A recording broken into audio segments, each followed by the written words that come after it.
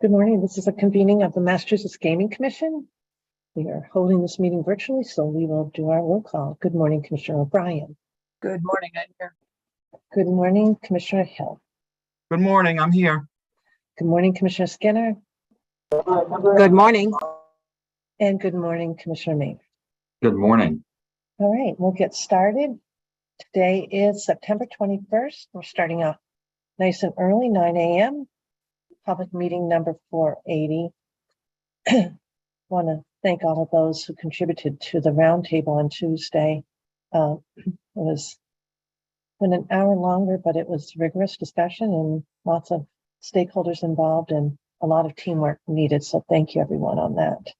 We're going to turn right to the administrative update. Good morning, Interim Executive Director Grossman and General Counsel Grossman and Todd. Yes, thank you. And good morning, Madam Chair. Good morning, Commissioners. Good morning to our team and all who are joining us here today. I do have one matter I'd like to raise with you as part of this administrative update. And it pertains to the scope of my authority as the Interim Executive Director. I'd like to request guidance from you as a body as to the bounds of my role in one specific area. And needless to say, I'm tremendously respectful of the interim nature of this position and just want to ensure that I'm effectuating it in a way that is consistent with the Commission's intention from when I was appointed. And to be clear, as a general matter, there's no ambiguity and I've been able to successfully perform my duties. There is one specific area, though, where clarification would be helpful for me, and that is in the context of certain personnel matters. It's my general understanding that the Commission did not want the Interim Executive Director, of course, to be making any decisions that should be reserved for the permanent Executive Director when that person is appointed. Instead, I was, my understanding, supposed to keep the ship afloat, if you will.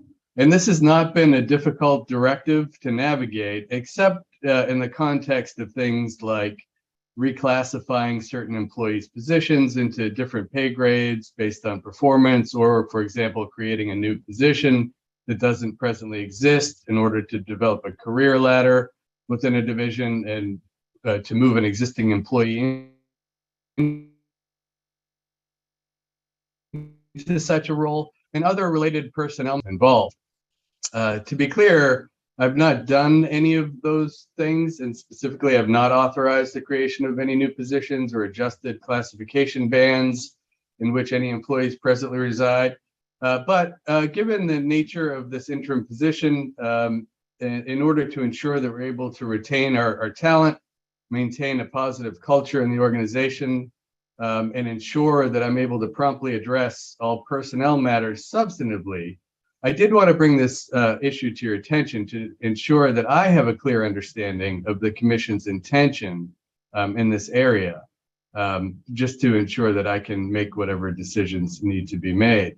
I fully recognize that it'll be difficult to craft specific boundaries with precision to address all matters, but I also want to ensure that I am not unwittingly limiting my own authority if that's not what the Commission intended. So I'm not necessarily asking for a definitive answer today, but I did want to raise the issue and request that you provide as much guidance as possible in the near term. And the only other thing I would add at this juncture is that regardless of the outcome of this discussion, I work very closely with Dave Muldrew relative to all personnel matters and intend to continue doing so, whether this includes these specific issues or not. But that's the issue that I wanted to just raise with you this morning. I'm happy to add a little more color or texture if that would be helpful. But with that background and backdrop, Madam Chair and Commissioners, I thought I would just pause and ask if you're able to offer any guidance along those lines. Commissioners, thoughts on Todd's question? Commissioner O'Brien. Yeah, so Todd and I have had some conversations about this, and from my perspective, if it's a question of a division director coming in and it's adjusting from an existing position to another existing position, and it's a recommendation that Todd in his role as interim thinks is appropriate. I don't have a problem with that at all. Consultation with Dave Mildrew. What I didn't think was part of the authority of the interim would be regrading people or creating new grades or creating new positions. That to me is something that should probably come back before this body if we're talking about adding positions, regrading. I mean, I know that whole process was pretty involved in the first place, and I know it's probably something that's going to have to be revisited, but that's where the line was for me. Madam Chair, Yes, Commissioner. that's how I understood our conversation to be with the interim director as well. Okay. Commissioner Maynard. I was going to say it's eerie because I had a conversation with Todd yesterday where I feel like Commissioner O'Brien was in the room. She was not, though, for the record. I think that, day-to-day managers saying that they have, a person that needs to be reclassified, that should be able to be taken care of easily, Todd. I think any new creations of divisions or people, I think it should go back to the body until there's a permanent director. Commissioner Skinner, do you want to weigh in right now? Yeah, so I'm not too far away from my fellow commissioners on this. I'm happy to hear that there is some room to have those discussions that go beyond, what we had understood when we appointed Todd as interim in terms of moving one employee from one position to another. I'm glad that there's seems to be an appetite for those kinds of discussions that go beyond that to come back before this commission to consider. It's hard to hold this discussion in public without context, but I do think that I do want to be able to empower the interim executive director to make necessary decisions, under particular circumstances that may arise.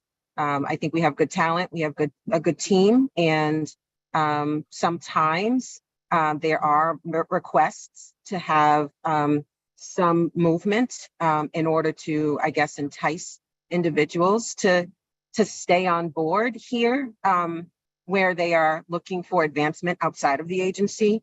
So that's all. It's just I'm happy to hear that. That what I think I hear is that my fellow commissioners are in agreement that those kinds of discussions are appropriate to be had, but that they would need to be brought back before this body for consideration. So,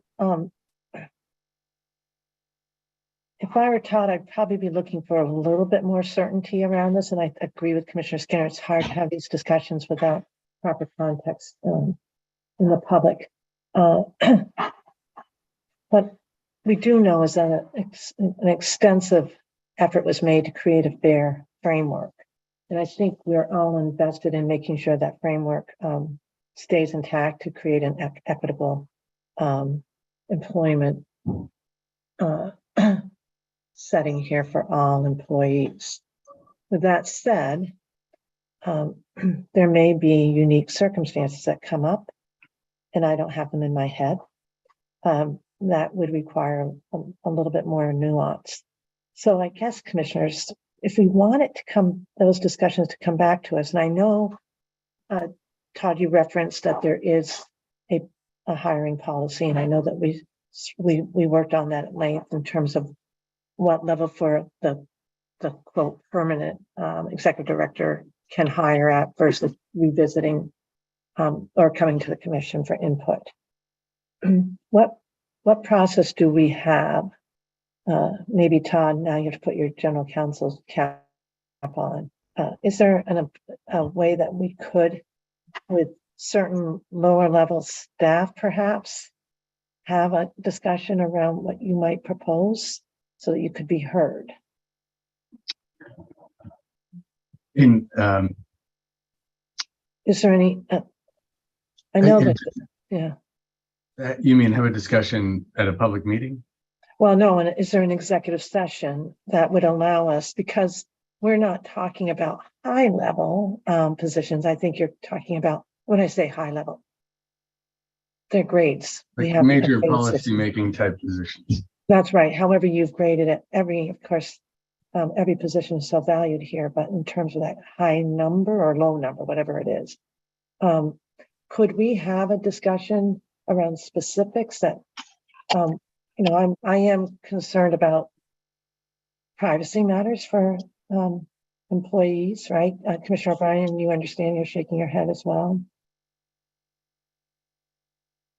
Yeah, I think if it pertains to a particular individual, I'm just trying to remember the exact language of the executive session rule. It might be one that's in our right now in front of us at the end. Well, I think we'd have to look into that a little bit. Right. There's no clear way off the top of my head that we could go into executive session to talk about moving employees into different positions and whatnot. Yeah. And I think you're right, Madam Chair. It would be I do want to make sure I'm clear as to what the commission just said about all of that. I get the gist, but I'm not sure I'm clear on the exact directive as to whether I would be able to create a new position, or do you prefer I not do that? I thought I heard different things. So you don't want me to create new positions or move people into them? No. Okay. I think Todd, I think for clarification, I think the line is, if these are pre-existing sort of, positions, and it's a question of moving people around on the chessboard, and directors are in agreement and you're in agreement and Dave Mulder is in agreement on those, that to me is not something I need to hear about. It's We're creating a new job, or we're taking an existing one and we want to put it in a different grade, or we want to create a different grade. That to me is all stuff that ideally waits for a permanent ED, and if it can't, would come back in front of us. Chair, would it be possible for me to be heard briefly? Sure. I just want to say thank you to Todd. Good morning. I just want to say thank you to Todd and to the commissioners for this discussion. And I think that if possible, I would like to request an executive session to discuss this. I think it's really important for Todd and I, as interim, executive director and IEB director, to be able to make decisions with respect to our staff, particularly if we're not creating a management position, and if we're not going outside of the grade. I do think it's really important for us over this period of interim status that we have the ability to work closely with Dave Muldrew on these particular matters, particularly for positions that are not management level. So I just wanted to put that out there, and I'm happy to, give more detail at some point, but I just wanted to be heard on it. I appreciate it. So Heather, thank you. And I appreciate your asking for an executive session, but I think we're challenged. Sometimes we just don't have an option for an executive session, but I think Todd's looking, and it's something we can explore. I think I'm hearing a consensus, Todd, that right now, advancing on any existing structure is fine, as long as it's consistent with the hiring policy, not as, the management or whatever grade, the highest grade is consistent with that hiring policy, but that the commissioners do want to have input on creating or a new position, or expanding a division, or creating a new division. I know that we're really busy, and I appreciate that you need, you're looking for some degree of flexibility here. So I'm appreciating that. And I think we've got to figure out some way to make sure we do it in the proper channel. Commissioner Skinner. So I was just thinking, if we're talking about non-major policy-making positions here, it occurred to me that had we had a permanent executive director, would the commission be involved in these discussions?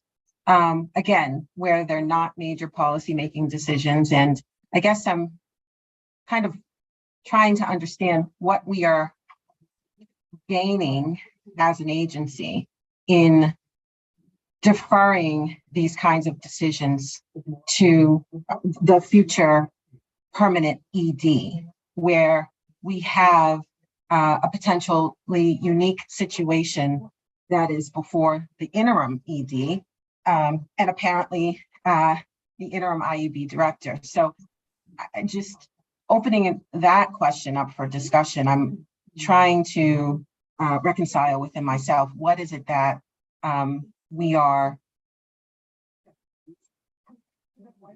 not willing to entrust the interim ED with in terms of making those kind of, again, unique circumstances type of decisions relative to reshuffling Commissioner existing O'Brien. staff. Oh, sorry, Commissioner O'Brien, you're leaning in. Thanks. Yeah, I mean, I think where I was drawing the line, Commissioner Skinner, is consistent with even if you had a permanent ED. Because if you're going to talk about regrading, there was a whole group that was involved in that. And I was the commissioner who, helped with that. And then that was an incredibly involved process with consultants, et cetera. And then the restructuring, and correct me if I'm wrong, Madam Chair, you would remember this more than me, but we have an obligation. We submit the org chart every year also. So when you talk about creating new FTEs and putting them down, et cetera, we actually have to submit that every year. So that's, to me, above and beyond the day-to-day keeping the train going. Okay, so the answer to the question, if there were a permanent ED, would this matter come before the commission for decision? Is yes. In all likelihood, the only thing I can think of is that subgroup that did the grading and put people in the grades. That was a committee, and then they sort of came to us after and sort of reported on that. There was a commissioner who was on that. I would assume it wouldn't be me the next time around, it would be someone else. But while it's not something that necessarily was voted on by the commission, there was commission involvement in the form of a commissioner, and there was a whole process and a crew, not just sort of the ED, a director, and HR director making that call. Okay, that's fair. And did that involve multiple employees or an entire? Okay, all right. See, I see this as somewhat different, where if we're talking about an individual case by case, one-off type of a thing, I see that as a little bit different. And I don't know that I would want to be involved as a commissioner in that type of determination. But I understand and respect that historically, when it comes to just the subject of reclassification, the commission has been part of the discussion. I don't know that needs to continue, though. Again, under unique circumstances where we're talking about a one-off here or there. Commissioner Skinner, I want to make sure we do reflect upon history, and I know Interim Executive Director Grossman respects this. The framework that was worked on and adopted was to avoid one-offs because of the inequities that can arise in a workplace with that structure. So it is a really fair question, and I applaud Todd for coming to us and recognizing that he doesn't want to overstep. And the reason we did, I know Commissioner Hill recalled the conversation that we had when we hired the interim. With that said, we can't predict everything, right, commissioners? So I think the struggle is if Todd comes up with a proposal that he needs to weigh in with us, we've got to figure out a proper forum, right? Commissioner Maynard? No, I was going to say the reason I cracked that joke at the beginning is hearing all my fellow commissioners is I thought that we had settled a lot of this earlier on. And so it was good to me to hear other commissioners heard it very similarly. That said, I'm hearing that there's an issue that's coming up now and maybe we need to bright line it, and I'm hearing what Heather's saying, M5 and above, for example, is that, I'm looking for some proposal from Todd and Heather, I guess, give us some grades, give us some numbers of what you're thinking would have to come or not come. So then we could at least, bright line this. But I did think, like Commissioner Hill and Commissioner O'Brien, that we had settled on this a little bit. So. Yeah, I think that, oh, sorry, go ahead. Go right ahead. No, I was just gonna say, that's all very helpful. I understand. I do. We can try to put a more specific proposal together if that's the inclination of the commission to carve out some piece of this to allow the interim ED to make certain decisions, but otherwise, I think you've been very clear as to your intention. So this has been helpful. You know, though it seems clear that there are certain things I just shouldn't do and I won't do. And if that's what the edict is, then that's what it will be. But I do think and commissioners, correct me if I'm wrong, I'm hearing that they're not saying necessarily no, because everybody has an interest in making sure our matters, our mission are accomplished, right? But that they somehow come back to the commission for some kind of a green light. And that probably is likely to have to come in the public meeting, but if there's an appropriate executive session, we should explore that so that we can maybe have more candid discussions around employees. But again, it's unlikely, so we'll have to figure out that discussion right here in public. Commissioner Skinner, do you agree with that? We haven't ruled out. Okay. Yeah, I agree with that completely. And I also want to say to Commissioner Maynard, I'm not an outlier here. I do recall, you know, us all being on the same page in terms of the authority that we vested in our interim ED. So I'm not on an island by myself there, but you know, as the chair was just saying, I do think that there's room to make some exceptions, you know, under the right circumstances. And just going along with, you know, some proposals that you offered up, I'd even be okay with designating one of the five of us to review those matters and then report back, or you know, or two of us to report back to the commission, just so that you know, we don't take any undue time trying to get something scheduled, you know, among all of the things that we have to review over the coming months. I think I'll take that suggestion under advisement. Commissioners, let me give that some thought. Let's find out what we have for options in this public forum. Okay. All right. Todd, we thought we might need to go to a second, and that's okay, right? Yes, so thank you. I appreciate the time on this. That helped clarify my understanding, and we will move ahead. We'll put some more thought into this and perhaps come back before you in the near future. Okay. The only thing I would add is just to make sure that Dave Muldrew is involved in any discussions as well. I think he's critical to this. Yeah, and I think, Todd, you've indicated that you are working very closely with Dave and team, right? Of course, I don't make any personal decisions without talking to Dave Muldrew, so that's a certainty. Again, regardless of how this particular discussion went or turns out, I will still do that. Yeah. Okay, any further questions for Todd? All right, then we'll move along to item number 3 on our agenda. We are anticipating 2 executive sessions. They're right up front because of some participants' schedules. So, commissioners, you understand that in order for us to go into executive session, I have to read the proper clause into the record. I do know that we would move first on item number 4 first, and then go to item number 3. So I'll read them in those orders. So should the commission so vote, we anticipate that the commission will meet an executive session in accordance with GL Chapter 30A, Section 21A4, to discuss the use and deployment of security personnel or devices or strategies with respect thereto at MGM Springfield, specifically with regard to firearms. The public session of the commission meeting will reconvene at the conclusion of the executive session. And then we could vote, move on each, or we could go ahead. I could read both into the record. Read both into record, Okay. please.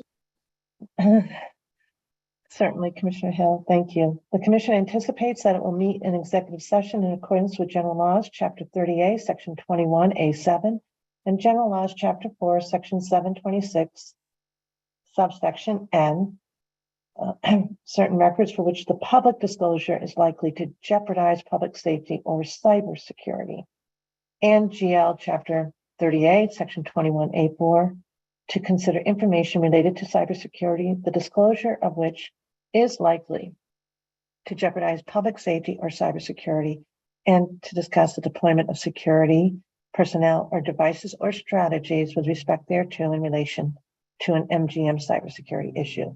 The public session of the commission meeting again will reconvene at the conclusion of these two executive sessions, should we so vote.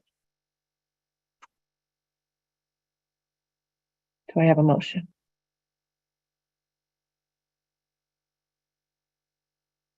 Madam Chair, I move that the commission go into executive session on the two matters and for the relevant reasons stated by the chair on the record. Second. Thank you. Any questions? Any questions for Councilor Grossman? Okay. Commissioner O'Brien? Aye. Commissioner Hill? Aye. Commissioner Skinner? Aye. Commissioner Maynard? Aye. And I vote yes, 5-0. So we are not turning to Grace today. She is working, but under the weather. And so Mills and Dave, you're going to, do we go into, we have we're going to go through you answer my question. There it is. Right into So next week.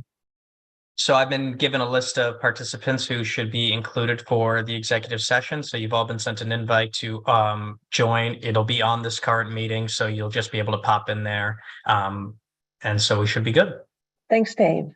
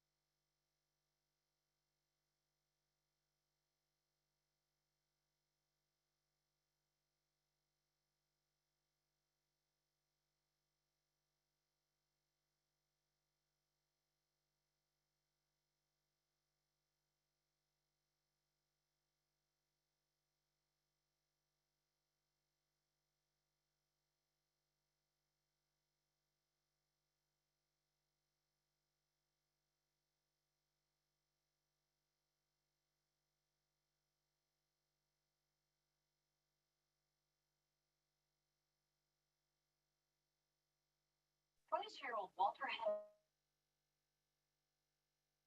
time.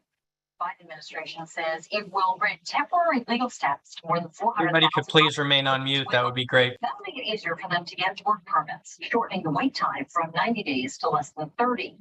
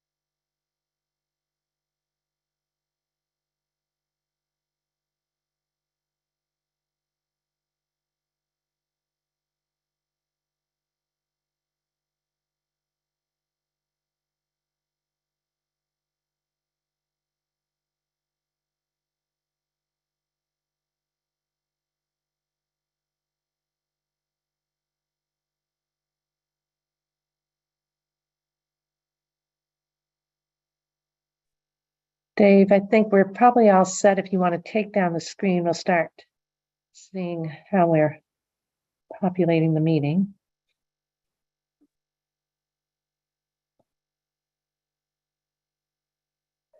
Okay.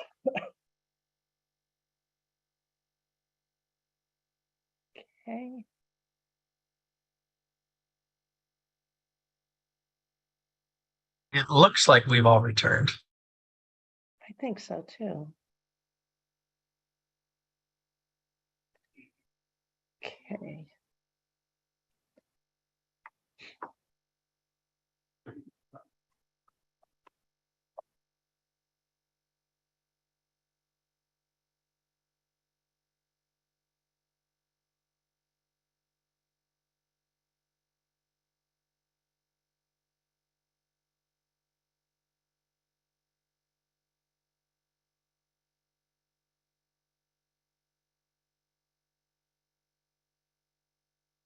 We're going to get started momentarily. We just will need to do our roll call.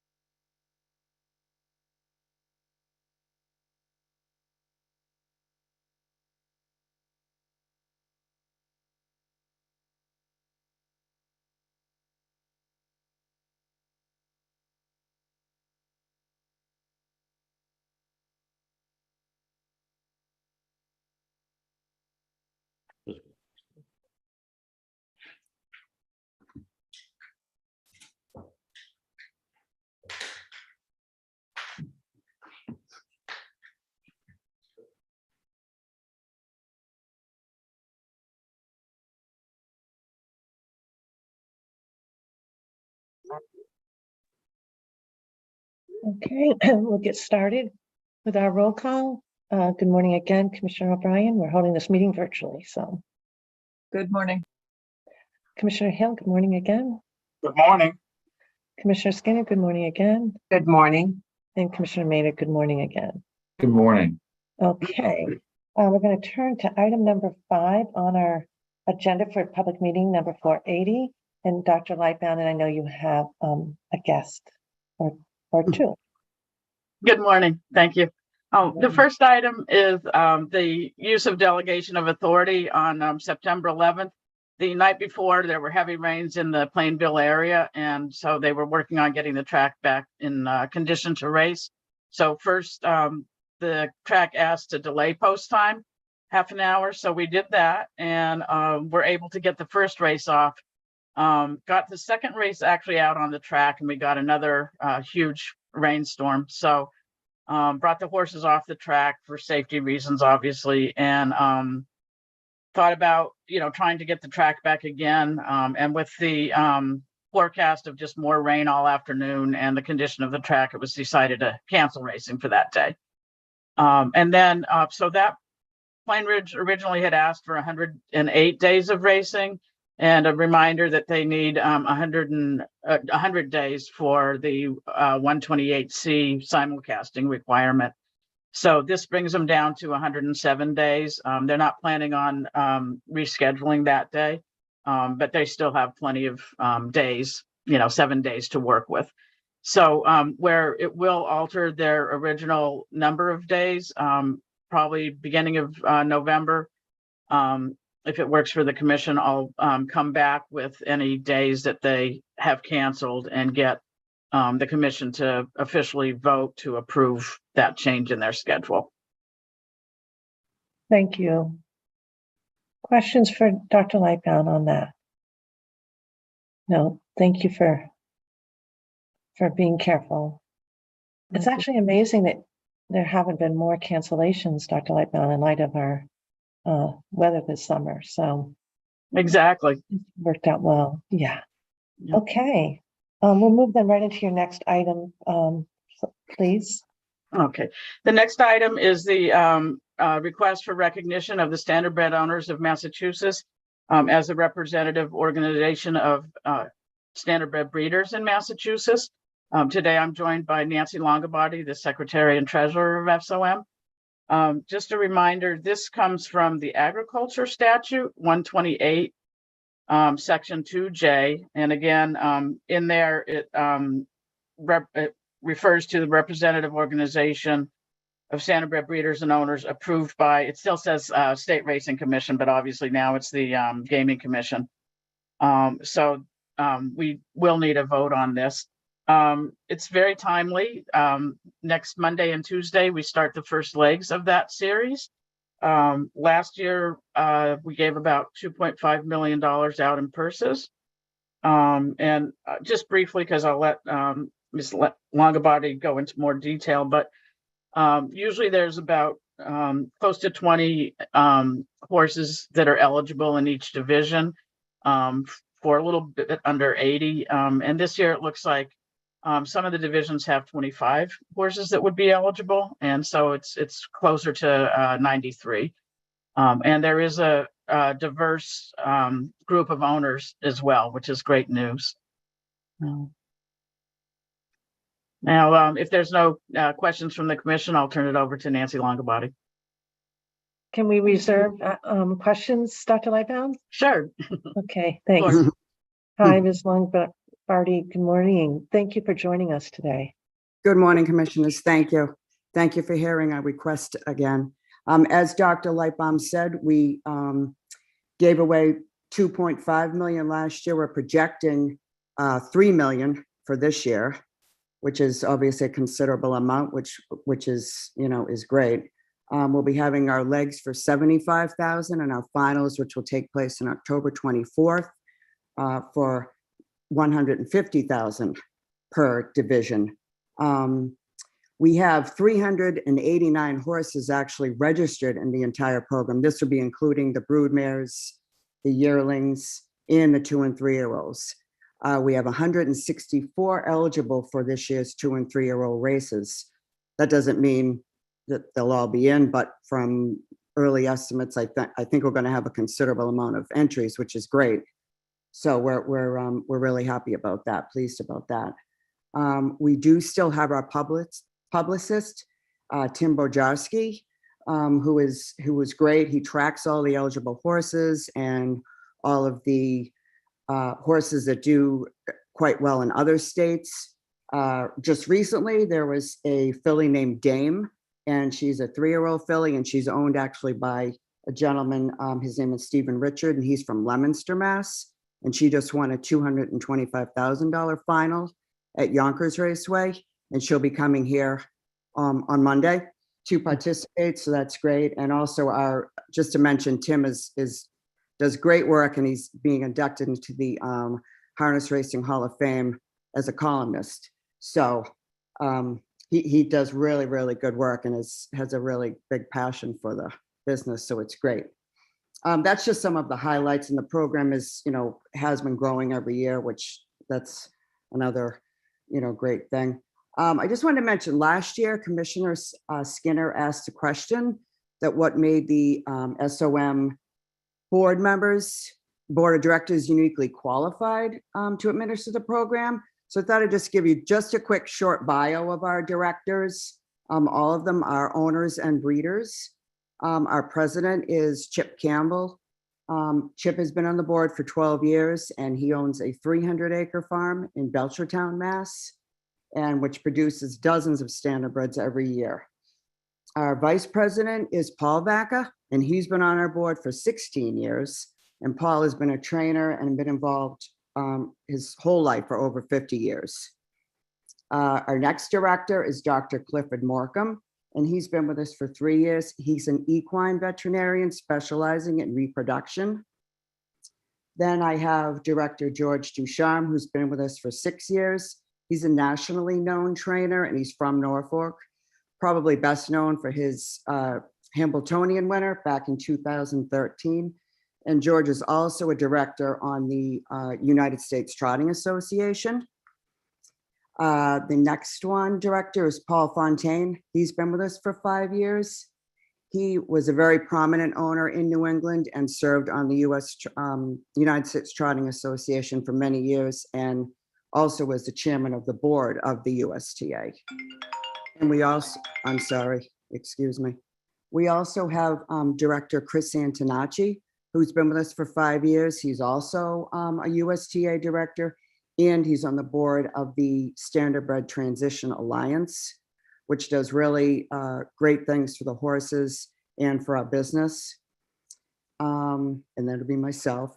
I've had horses my whole entire life, been involved in it for years, and I've been on this board serving Secretary Treasurer for 16 years. Our organization has successfully been administrating the program since 1992, and we request to be recognized again this year. I'd be happy to answer any questions if anyone has any, and just thank you for your time again. Questions for Ms. Longobardi as well as Dr. Lightbow? No questions, Chair, but just want to say to Ms. Longbardi, thank you very much. What a difference a year makes. I've learned so much about the importance of your organization over this past time as a commissioner. But I appreciate the reminder. Oh, thank you very much. Well, I had a year to think about it, so I probably, had time to, and I just thought it was important just for you to recognize the board and just to know just a little, as I said, just a little, brief background so that to get you familiar with them. But I appreciate that. Thank you so much. Thank you. Commissioners, other questions? Dr. Lightbound, all set? You are Yes, all set. recommending this today? Yes, And I you am. are looking for a vote. So commissioners, do we have a motion? Thank you, Dr. Lightbound. Madam Chair, Yes. I move that in accordance with GL Chapter 128, Section 2J, the commission approve the request of the Standardbred Owners of Massachusetts, Inc. to be recognized as the group of representative standardbred breeders to administer the Massachusetts Standardbred Breeding Program at the Sire Stakes race for 2023 as included in the commissioner's packet and discussed here today. Second. Second. Okay, I think I heard that from Commissioner Maynard. So second, and so Commissioner O'Brien, Aye. Commissioner Hill, Aye. Commissioner Skinner, Aye. and Commissioner Maynard. Aye. And I vote yes, 5-0. Thank you so much. And thank you for your presentation today and taking time to meet with Thank us. you very much. Thank you so much. Thank you, Dr. Lightbaum, for always setting it up for me. Thank you. Thanks, Nancy. You're welcome. Okay. Thank you. All right. And I think, Alex, are you all set for the day then? I am. Thank you. Have a good day. You Nice too. seeing you. Okay, thank you. Thank you. Okay. Welcome. Bye. Bye-bye. Okay, moving on then to Item number 6, we've got some sports wagering asks today. And of course, we've got Bruce and Crystal and Andrew. Yes, Madam Chair, we have 4 items for you today. We have a waiver request, house rules change, a new event petition, and also a request to void some wagers. And our team will start off with Crystal and end up with Andrew. So you proceed, Crystal. Crystal, may I interrupt briefly? Sure. Of course, it's your exact purpose. So, just briefly, first off, I mentioned the GPAC meeting yesterday, and Crystal and Andrew did an excellent job with, of course, the support of Director Ban. I also got a chance to acknowledge that Crystal has received a nice recognition that I'd like to share. She has been selected by the Emerging Leaders of Gaming and Global Gaming Business to be a member of the Emerging Leaders of Gaming 40 Under 40 class of 2024. Congratulations to you, Crystal. That's an acknowledgement that folks are watching you and the contributions you are making here in Massachusetts. Thank you. Okay, so with all that, now you got to get right down to business. Yes. Thank you for that. That's very kind. We're really proud of you, Crystal. You know, we've watched you grow. Bruce knows he's seen it all, and we are very excited that you received this acknowledgement today. Thank you. I appreciate that. And I will share everything when it officially goes into the GGB magazine.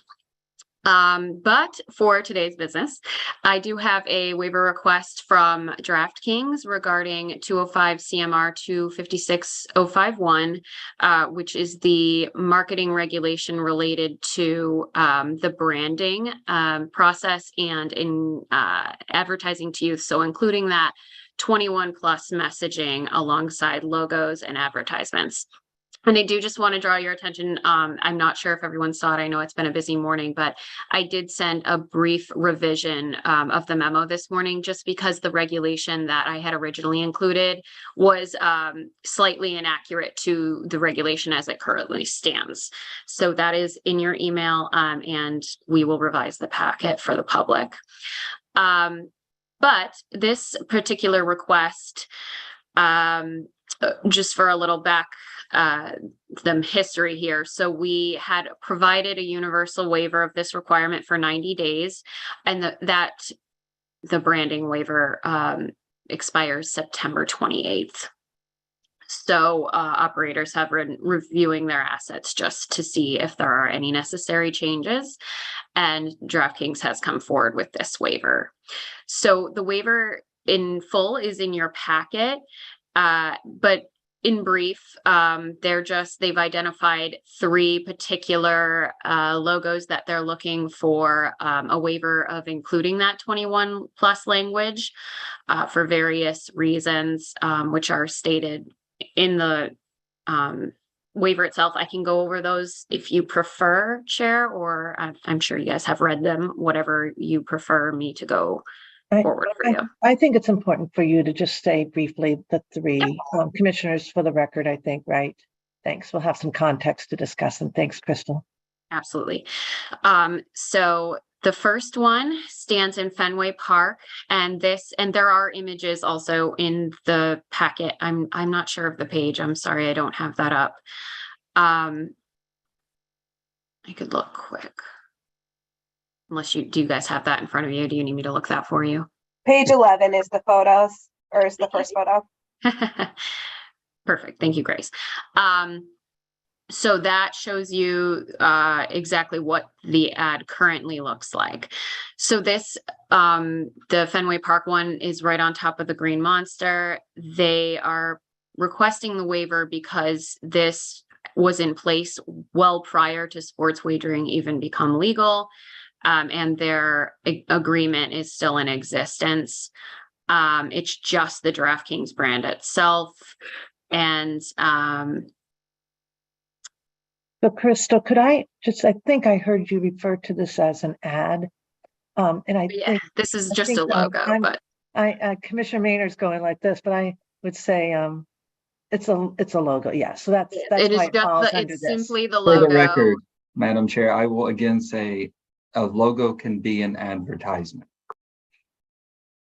Mhm. So for But right now, for this does terms of relate this, to I'll just logo. call it the branding. Yeah. So the particular branding in this case is the logo itself on a green backdrop. And all it says is DraftKings, so you can see that there. And And like just I so- said, this existed before even sports wagering was legal, and it is currently a scope that they have that is under an existing agreement. So they'd have to revise all of that and then replace this ad. So that's the first one. Do you and want me to and pause in Crystal, between? just so I want to just be on the record why it's important to distinguish logo versus the ad, because you just noted, because if it were an ad under a regulation, they would have to have more language. If I'm right, there would have to Correct. be. They would Okay. have to include the responsible gaming, Right. the game sense, all of those other provisions. Okay, thank you. So this would have to be revised in totality. Should I stop there, or do you want me to go through all three? Commissioners, do you want to do one at a time? I do want that point, that last line that Crystal just said is not accurate. So that commentary in terms of, more would have to be added if we deem it that, I think is a little off the topic right now. So I just wanted to say that for the record, and we can circle back when we start talking about it. But just as a factual matter, I think she's properly recited sort of what that signage is in the stadium. Yes. It's all My it's all I'll apologies, present, Crystal. because it's okay. This is up to you guys entirely, as we state in our recommendation. So the second one you'll see, it follows on that next page. It is the green around the court itself on the at TD Garden. It's embedded into the hardwood of the floor. And so this was again planned and approved prior to the legalization of sports wagering. And most of these, as DraftKings is coming forward, says it doesn't say DraftKings Sportsbook, it just says DraftKings. And so they're looking for some clarification there as well, because the marketplace, the horse racing, sportsbook, fantasy, as you know. So this has been in play for several years, and they're looking for a waiver of replacing that, as that is especially cost prohibitive, several thousands of dollars to redo that floor, or probably more than that. I think they say here several $100,000 is how they quote that. I don't personally know the exact price. So that's that second one. The third one, you'll see you see the Gillette Stadium. They do provide the actual logo, but if you look down to the right corner above the people, you'll see a little glowing DraftKings, and it's a Sports Zone logo. It is actually part of the, I want to get this right here. I believe it's part of the area itself. It's like a bar. Yes, it's a bar and a grill. So if they're concerned about putting 21 plus on that, because then it looks like the bar and grill would be 21 plus. And that's the concern with that one and the request for the waiver there. So all three of these, I imagine you probably want to take piece by piece, but we wanted to present them together on the public meeting today so that they can make revisions if revisions are deemed necessary. Not sure we'll get them done before the date of the 28th, but then we could look toward to what the date would be. Commissioners, questions for Crystal? Why don't we do one at a time, maybe? Because that might be helpful, right? So before we do that, Madam Chair, is the request for more time to do this? Or is it questioning whether they need to be changed at all? The request would be a waiver so that they don't need to be changed. Okay, and is there conversation, or do you know of information if the decision is yes, you do, what the timing is? Oh, then they would need to investigate each piece, the time frame on how that would look, because it's obviously with the companies themselves, like taking up the floor, that's got to be done in between, the events and the sports that are happening there. I think the others similar. So they'll have to actually work with each entity to see what the timing on that would be and come back with individual waivers for those pieces. So should we look at, so on page, I think it's page 10 of our packet is DraftKings rationale for their proposed request. So let me look at the DraftKings first request with respect to Fenway.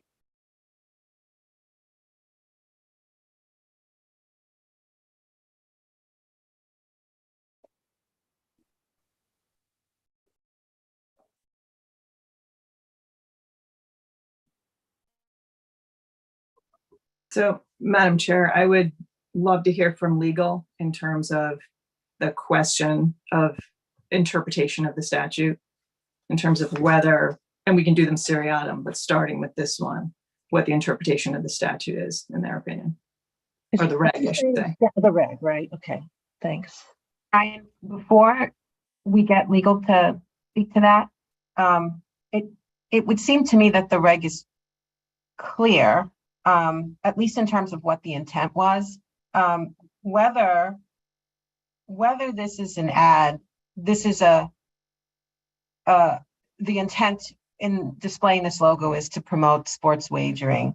It's a logo that is displayed on signage or a fixed structure at a sports venue where it is likely to be viewed by persons under 21 years of age. So it seems to me that the question is not, whether this is a logo that's intended to advertise sports wagering or something else. The fact of the matter is it's a logo, and it appears in a sports venue where it can be viewed by persons under 21 years of age. So that to me is the controlling language of this regulation. So so I appreciate the question for sure, because it seems clear to me, but legal might shed some additional light on that. And Commissioner Skinner, I only made the correction because I think this particular one did apply to logo. And if I'm wrong, I'm sure Caitlin will shed light on that for me. So I think Commissioner Skinner is correct that what we're looking at here is 256.05 subsection 1. And there they talk about, I'll just read it so that we all have it at mind, but it says that advertising, marketing, branding, here we're talking about branding, which can also be a subset of advertising, but we're talking about a brand or a logo right now. And other promotional materials published, aired, displayed, disseminated, or distributed by or on behalf of any sports wagering operator shall state that patrons must be 21 years of age or older to participate, provided that branding, again here, the logo, consisting only of a display of an operator's logo or trademark related to sports wagering, shall not be required to comply with that reg unless it is or is intended to be displayed on signage or a fixed structure at a sports venue where it is likely to be viewed by persons younger than 21 years old. So that's a lot, but I think that the operative issue here is whether the DraftKings logo is a logo or a trademark related to sports wagering. And I'll just tell you from the start, and I'll explain in a minute, that it's the opinion of the legal department that the general DraftKings logo, which is what we're talking about here, is related to sports wagering, and therefore the 21 plus language should be used. And the way that we think about these logos, as we know, DraftKings and many of the operators have multiple logos, but we think about it as an umbrella. So at the top of the umbrella is the general logo, right? They can use that for any number of things. Then underneath that, there are a variety of logos. There's a specific sportsbook logo. There's probably a DFS logo. Maybe there's a charitable logo for other more specific purposes. But at the end of the day, that general DraftKings logo covers and incorporates all of its subunits, all of everything that it's doing underneath that. And for those reasons, we do believe that it's related to sports wagering. We would also say that when we received this question from DraftKings, we did take a look at their sports wagering specific advertising. And with great frequency, they do use the general logo in their sports wagering advertising. So based on all that information, which is both general and specific to DraftKings, we do believe that these logos should have the 21 plus language as a gating matter, and then you can discuss other requests for the waivers. Happy to answer any questions. Commissioner It's not a question, a comment. I do recall that there was significant discussion on this point, precisely, because we were struggling, or a couple of us were struggling, trying to distinguish the corporate logo from, any other logos or, specific verticals. And, I think that the commission got to a compromise in adding, certain language relative to the sports venues. And so I think for me, this is very clear. And I have to say too, I was at Fenway very recently and I saw this ad. I snapped a photo of it and brought it back to the team and said, hey, shouldn't there be language here? 21 plus, and was reminded rightfully that the regulation didn't take effect, or the waiver was in effect through September 28th. So pleased to learn that. But in my mind, this is exactly what we were intending to do in requiring that added language on the signage. Yeah, I agree with Commissioner Skinner. I guess my expectation for the waiver request for these was going to be timing and implementation, not so much a question of whether it was applicable. So that's where I come from. It's consistent with what legal side is consistent with what Commissioner Skinner just said. Madam Chair, Yes, Commissioner Hill. I have a process question, and I would like to take these up separately if the commission agreed with me on that. And the process question is this: can we put a date certain on a motion for this request? Or does it have to be a straight yes or no?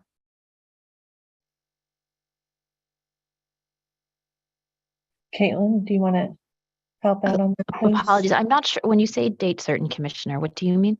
So I'm going to recommend to the board for Fenway that we allow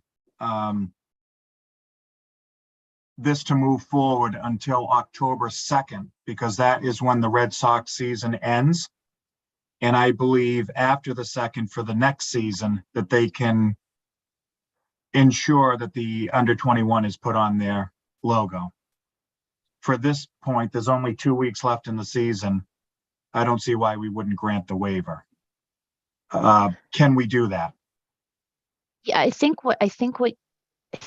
tell me if I'm wrong in my interpretation of this, but I believe that you could move to extend the waiver for DraftKings specifically and for this particular ad or logo specifically until October 2nd. And then, basically that means that they need to get the logo there for October 3rd or for the next season. So Commissioner Hill, are you thinking that they need to have it done by October 3rd, or were you thinking they need to have it done by the beginning of the next season? To be realistic for the next season. Right. The reason I put October 3rd is the season ends October 2nd. And to my knowledge, there aren't any other big events taking place at Fenway. Although now that we're talking that out, I don't know if they're doing their football season. They may or have not. other events. They And may have hockey, other and events. hockey, they've done that in the past as well.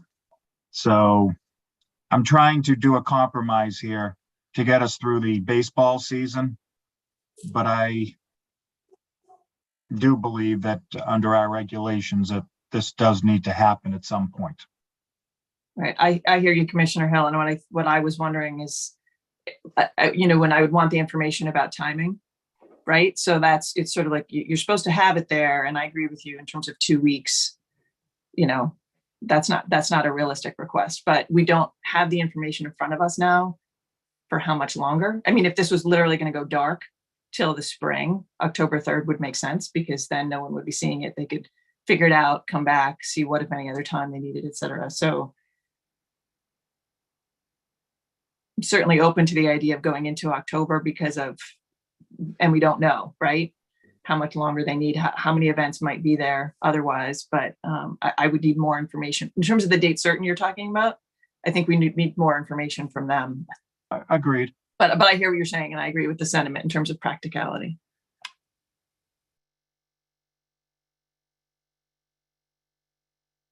So I guess, Crystal, there's a request from, at least, do we have a consensus?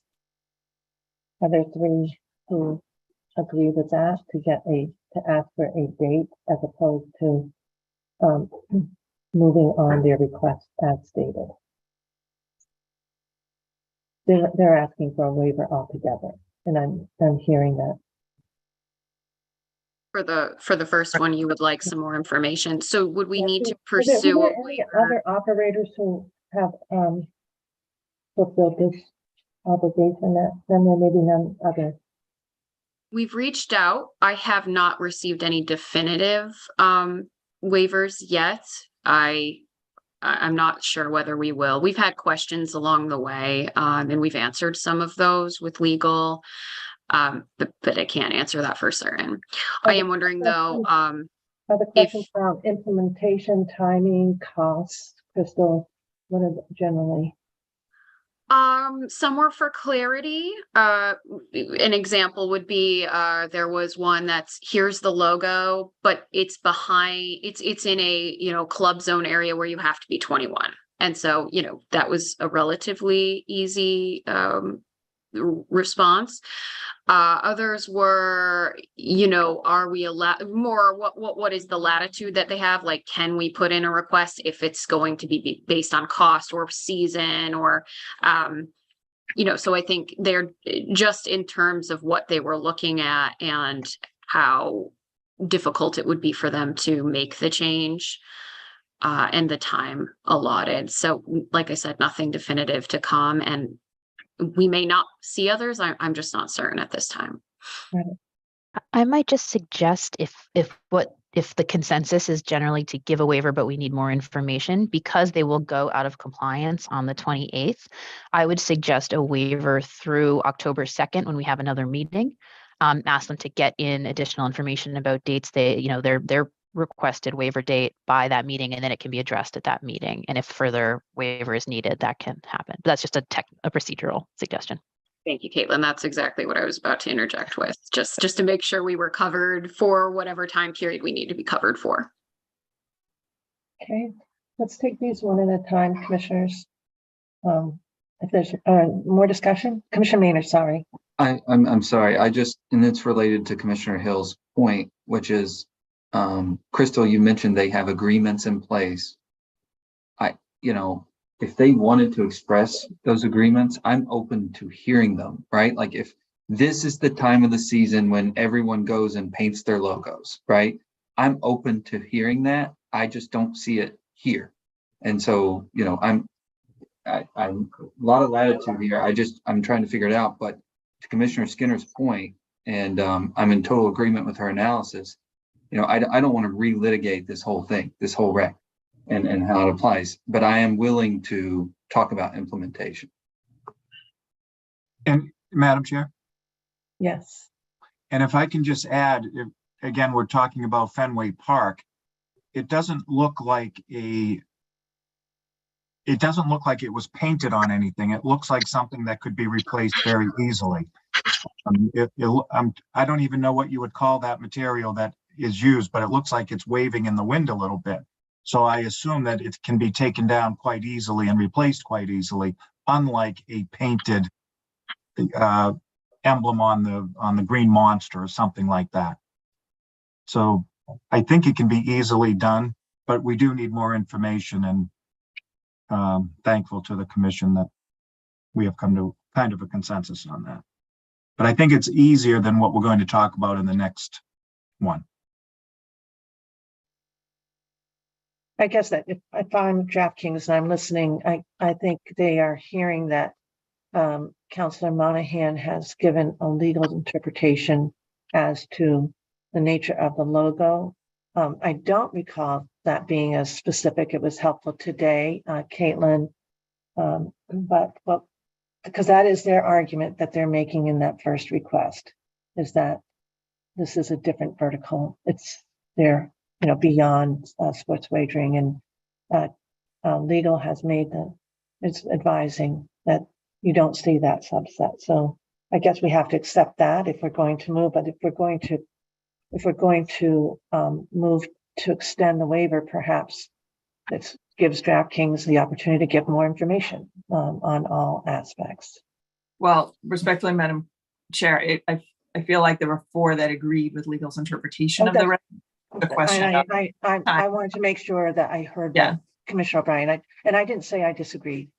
Yep. No, I know. You had not expressed an opinion one way or the other, but the four of us that did, I think, agreed with legal. So it was a question of implementation. So to Commissioner Rayner's point, I'm not interested in relitigating the fact of the reg. It's more the practical implications of complying with it that I'm into Yeah, hearing. and I wanted to just address their argument precisely, and Caitlin has done that, and so I just wanted to confirm that it's not the reg, it's just that interpretation around that.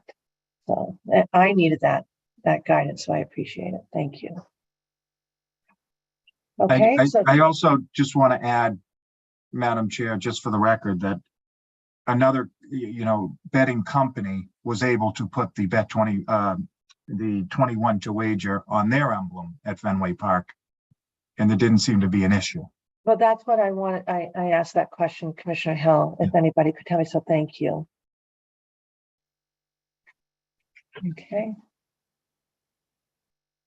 Okay. So would you like to move Commissioner Hill on Fenway Park? Are you comfortable? I thought we were going to maybe put it off until the 2nd so we could get more information. I think we need to move on the waiver though, because the waiver Oh. runs out on the 28th. So we need to give them a waiver, just extend the waiver till the 2nd. October 2nd, I think, yeah. Yeah. Does, is that helpful, Commissioner Hill? I don't want to put you on the spot.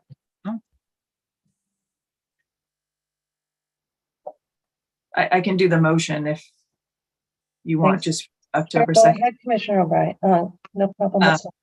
I move that in accordance with 205 CMR 202.032, that the commission issue to DraftKings a waiver from the requirements outlined in 205 CMR 256.051 with respect to the specified logo advertisement at Fenway Park through October 2nd, 2023, as included in the commissioner's packet and discussed here today, as granting the waiver meets the requirements specified in 205 CMR 102.034 and is consistent with the purposes of general laws, chapter 23N.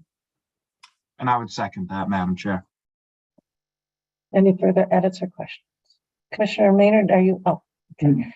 All right, all set. Commissioner O'Brien. Aye. Commissioner Hill. Aye. Commissioner Skinner. Aye. Commissioner Maynard. Aye. And I vote yes, 5-0. Thank you. Okay, so now we're turning to the second one, Crystal. That's, and again, page 10 of our packet that gives the requesting parties rationale for their request. Thank you, Crystal, for a good job on this packet. TD Garden. Commissioner Hill, did you want to lead? So on this one, I know it's going to be expensive, but I don't feel comfortable giving a waiver for this one. The season doesn't start for a little bit, and I would hope that they'd be able to work something out with the Boston Gardens to be able to adhere to the regulation. I'm at this point not willing to vote for a waiver for this one.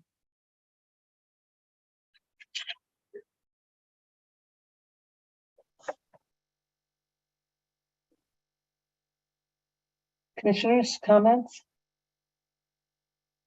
I have a question for Crystal. Was there any context around how they do the floor, how they don't do the floor, what the agreement is? There wasn't, and that's a good question. Again, I think this would be whatever further questions you have, we could go get the answers. I do know even though that's not the season, the garden is used regularly because my partner works there. So there are shows and there are other things going on, but we could find out again what that timeline would look like and exactly what the process is.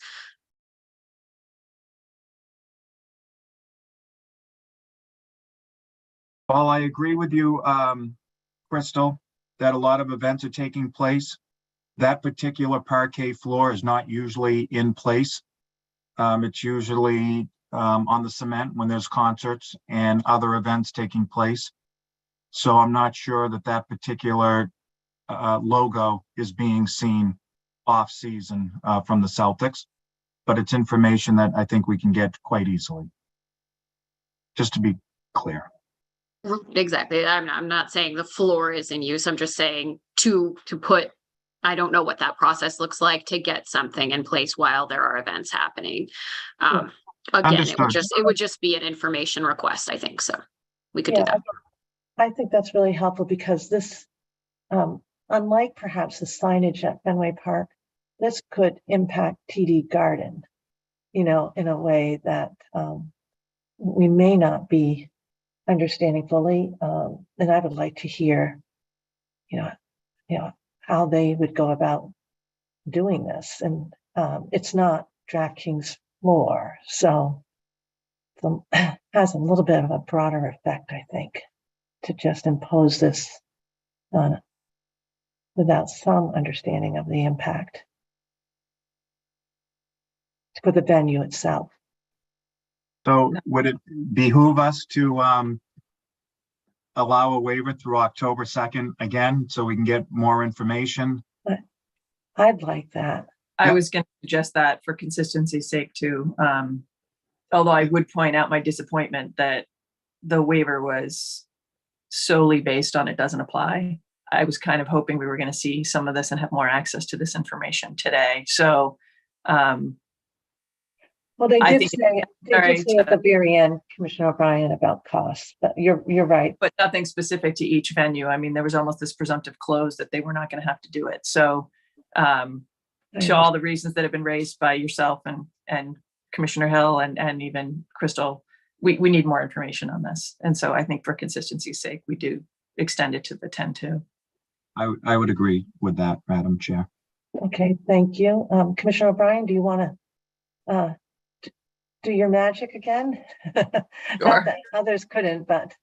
Yep, let me just thank Carrie once again for her. Yeah, and maybe we should just say, Commissioner Skinner and Commissioner Maynard, are you all right? Because I'm sort of calling the question. Okay, good, thank you. As to the request relating to TD Garden, I move that in accordance with 205 CMR 202.032, the commission issue to DraftKings a waiver from the requirements outlined in 205 CMR 256.051 with respect to the logo identified and included in the commissioner's packet at TD Garden and further discussed here today until October 2nd, 2023, as granting the waiver meets the requirements specified in 205 CMR 102.034 and is consistent with the purposes of General Law, Chapter 23N. Second. Any further edits or questions? Okay, Commissioner O'Brien. Aye. Commissioner Hill. Oh, I'm sorry, I missed it. Aye. Thank you. Commissioner Skinner? Aye. Commissioner Maynard? Aye. And I vote yes, 5-0. Thank you. And thank you, Crystal, for following up on that. Now we have Gillette.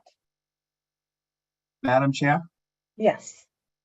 So this one I'm a little confused at because I'm seeing two different things in our packet.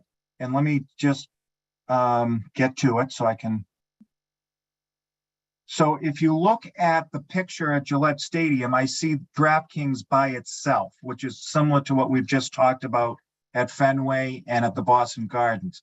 What I see underneath that picture is DraftKings Sports Zone. And I see that as two very different logos. So I think I need some clarification from someone why I'm seeing DraftKings logo as I would at Fenway, but underneath it and in explanation, I'm seeing the DraftKings Sports Zone. Because in my opinion, it's two very different things. I had the same question. So I looked into this a little bit. It is called the DraftKings fan, or at least online, it's called the DraftKings Fantasy Sports Zone. I can share like the picture that Gillette has. Let me just see if I can do this really. So this is what you can see from Gillette's actual webpage on what that is. And I think that's why you're seeing DraftKings. I imagine this is one side of it, and there's another side of it that has that lit up logo that you're seeing. But you can see it's a grill bar with an indoor outdoor, and it has the DraftKings logo, but it's called the Sports Zone. I don't have current information on that. I can look that up, but I think what they're showing you there is what shows from that view. But the concern is presented that if they put up on this signage that it's 20, DraftKings 21 plus Sports Zone, it's going to look like it's a 21 and up venue, and families can go eat there.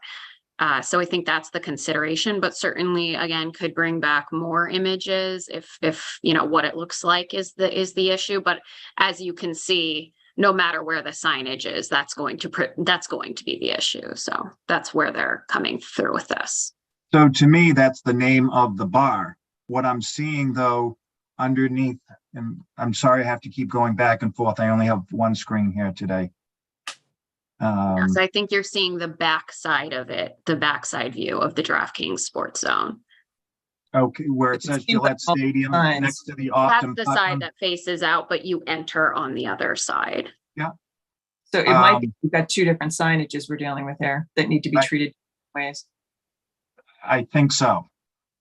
But again, like Commissioner Hill said, I want more specifics to make sure that's accurate. Yep, we can get that. Well, and I would go one step further, if I may.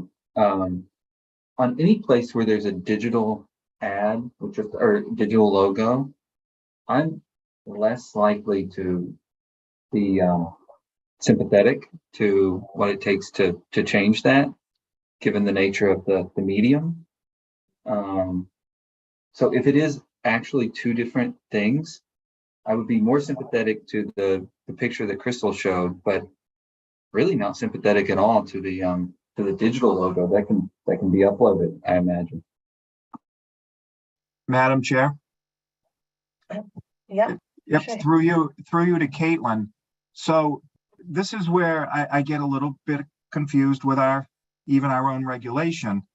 When you're looking at the name of a facility, does that fit under our regulation? Everything else I see, I agree with does. This is the name of their bar. Right? Am I wrong? Yeah, well, I don't know personally, but let's assume it is for a moment. I think if this DraftKings Sports Zone is the name of the bar, I think then that would fall into one of the, again, back to the umbrella, you're no longer at the main DraftKings logo, you're at a bar logo. And so therefore it's not a sports book logo, it's specifically a bar or a restaurant, and you wouldn't need the 21 plus for that. That's where I would be. But the sign, again, not clear if there's one or two, the sign appears to just be the standard DraftKings, and so that could be a different situation. So I guess the request that's before us, is it the backside that I see when I'm in the stadium, or is it a sign that when I'm walking into their sports bar? And I guess we need clarification from that, Crystal. Okay. Yep. I can just add, if this is at all helpful, I happen to have been there the other day. The DraftKings Sports Zone is in the stadium. Like you walk in, it's in the concourse with all the other restaurants and food things. And as Crystal showed you, it has the DraftKings logo and it says DraftKings Sports Zone, and that's it. You can see it in the stadium, and that's why it got flagged here, because the reg talks about it being it is. If we're drawing a distinction between the fact that it's part of a restaurant, that would be different, but it's in the stadium and it's the logo. And so that's why it was flagged. The other sign, and it is hard to tell, I agree. That would be helpful to understand that the picture right below Encore Boston Harbor is unclear what that is exactly, if that's just the DraftKings logo or if that's part of the sports zone. I'm not sure. Just looking at the waiver request, it starts out with saying DraftKings corporate branding. DraftKings corporate branding is currently displayed on digital signage just outside of the DraftKings Sports Zone. So to me, it is probably two different things. And Right.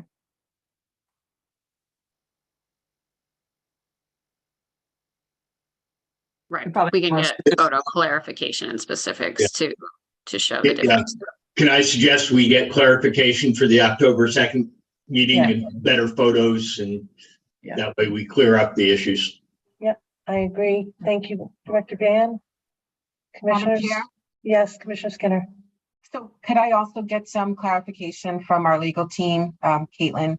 As I'm looking at this photo and I'm seeing Encore Boston Harbor Terrace, it looks like, and I know we're dealing with sports wagering regulations that are not applicable to gaming. But, and I think I might have mentioned this during the discussion about this particular regulation, should, you know, should we be, and maybe this isn't a legal question, maybe it's the question for commissioners to consider, you know, should we be thinking about whether we want to do something similar on the gaming side? Just, you know, it just seems inconsistent as I look at this photo here, that we're looking at, you know, the logo branding for gaming and sports wagering. And, you know, we're holding one side of the house to what seems like a different standard than we're holding the other. And again, I know that, you know, this regulation speaks only to sports wagering operators, but I think that's something we should consider as a commission.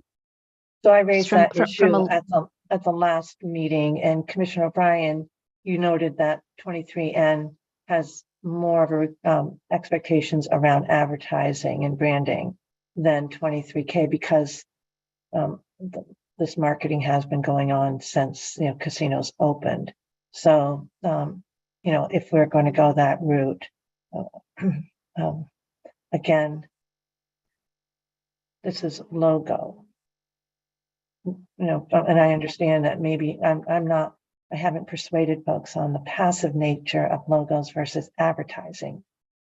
We don't include for logos all the wording that we expect on advertising. So that for me begs a very big question.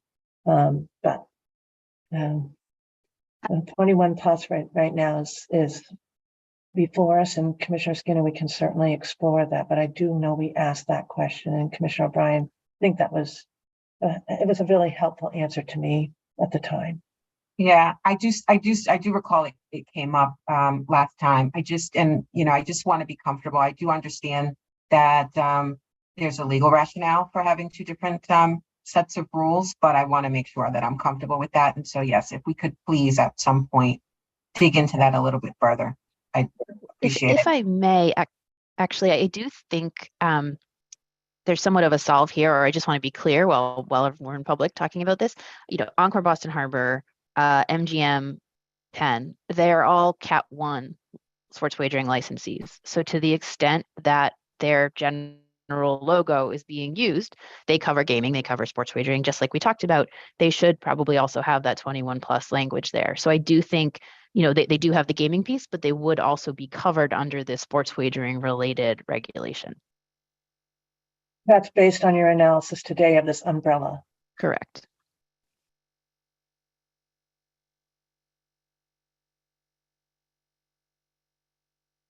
Well, commissioners I don't know what to say, but what Councillor Monahan just said is a suggestion that these category ones are out of compliance right now with their signage. Well, I guess I wouldn't necessarily say that, Madam Chair, good. just because we don't know Good, how because- recent that picture is. Well- They may be. Well, But also and there's we a didn't, distinction but we that we drew definitely did not speak about this in the last commission Well, meeting. Yeah. We did a little bit because it was a comment about some of these derived initially exclusively from sports wagering, fantasy sports, that sort of thing. And some of them derived from brick and mortar casinos. And so some of the branding is distinct. So WinBet versus Encore Boston Harbor is very different than, you know, DraftKings Sportsbook. And so for me, there is a difference there. That's not simply, these are Cat 1, Cat 2, and these are sports wagering. So I would actually love to have that conversation about what, if any, authority that we have to go down the road in terms of the brick and mortar, but it's 23K, it's not 23N. I know we were looking at the advertising and the impact in the regulations before sports wagering got passed last August. I know Mark Vanderlinden had been looking into that, and we were just kind of diving into that area. I agree with Commissioner Skinner. I would very much like to circle back to that, but I do think this reg doesn't reach out to those necessarily, those other Cat 1, Cat 2s right now. Commissioner Maynard? I'm remembering this conversation too, and that was my memory, Commissioner O'Brien, that the WinBet, BetMGM would be different than the brick and mortar properties. And I am open to revisiting that conversation, Commissioner Skinner. But I'm comfortable right now in the difference, not only because of the law, but because of this. You know, this isn't a brick and mortar casino. And so I can understand the difference between why the legislature did what they did with the law and why I can even look at it slightly different. So I just need a little help because Caitlin did give an analysis, and I thought you were saying that umbrella analysis. But I'm happy to explore this more carefully, but I just want to make sure that for our category ones, they're not like right now wondering what's up. Sure. And I think maybe I guess it depends. It is somewhat operator specific. If Encore only uses the Encore Boston Harbor advertising like logo for gaming, right? And it never uses it when it's advertising for sports wagering, it can make that argument that it is not actually covering sports wagering. That is distinct from what we're talking about today, where DraftKings uses the general DraftKings logo for sports wagering advertising. So it may be that Encore is very clean about how it uses its logos. And in that case, I think then the general logo wouldn't be incorporated. You just need a little bit more facts to figure that out. It's when the general logo is used frequently for the sports wagering advertising is when they sort of get brought into this reg, would be my understanding. So apologies for not being as clear as I should have been at the beginning. No, really helpful. That was very helpful. Commissioner Skinner, we can explore this further. But right now, what Caitlin just said is the guidance that you're giving in terms of how an entity is subject to our reg on logo only. Yeah, this particular reg, which I completely appreciate. But in that gaming is 21 plus, like sports wagering. I just think, we should be exploring whether, the Encore Boston Harbor, not WinBet, but that particular logo as a gaming facility should also include that 21 plus language. I just wanted to make sure that was clear in terms of where I was going. Yeah, no, I agree with you. It's a 23K analysis too, right? Yeah. But I agree. Yeah. So we're going to take Director Band's suggestion. Thank you, Bruce. Anything further before we move on this for a little bit more time for clarity, pictures? Commissioner Maynard, are you all set? Okay, somebody want to move, please?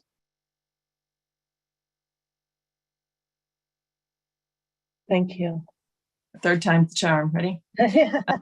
I move that the commission, in accordance with 205 CMR 202.032, that the commission issue to DraftKings a waiver from the requirements outlined in 205 CMR 256.051 with respect to the advertising logos at Gillette Stadium as included in the commissioner's packet and discussed here today until October 2nd, 2023. As granting the waiver meets the requirements specified in 205 CMR 102.034 and is consistent with the purposes of General Law, Chapter 23N. Second. Thank you, commissioners. Any further discussion? Thank you, Caitlin. Really, really helpful analysis for me. I needed that clarification. Commissioner O'Brien? Aye. Commissioner Hill? Aye. Commissioner Skinner? Aye. Commissioner Maynard? Aye. And I vote yes, 5-0. Thank you, everybody. And thank you, Crystal. Excellent work. Madam Chair, Yes, may I request a 10-minute break, please? that sounds good. And we'll return to item 6B when we return after our 10-minute break. So we'll about 11:35. Thank you. Thank you.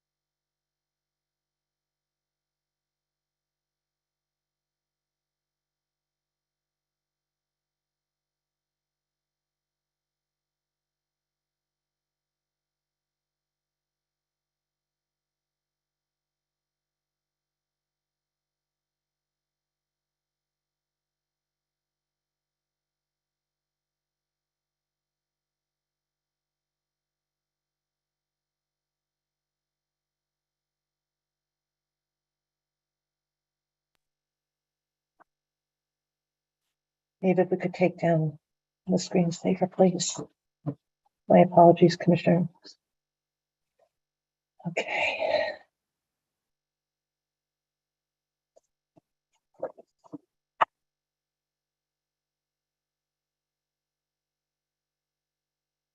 Okay, so we're returning to Massachusetts Gaming Commission Public Meeting number 480. We started at 9 this morning. Get started again with our roll call. Commissioner O'Brien. I am here. Excellent, thank you. Commissioner Hill. I'm here. Thank you. Commissioner Skinner. Here.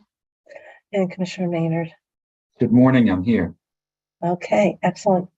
So now we just completed 6A. Thank you to Crystal. And we're going to turn to 6B, and I believe that might be you, interim manager, Stefan. That's right. Good morning, Madam Chair, Commissioners. I have 3 items for your review today.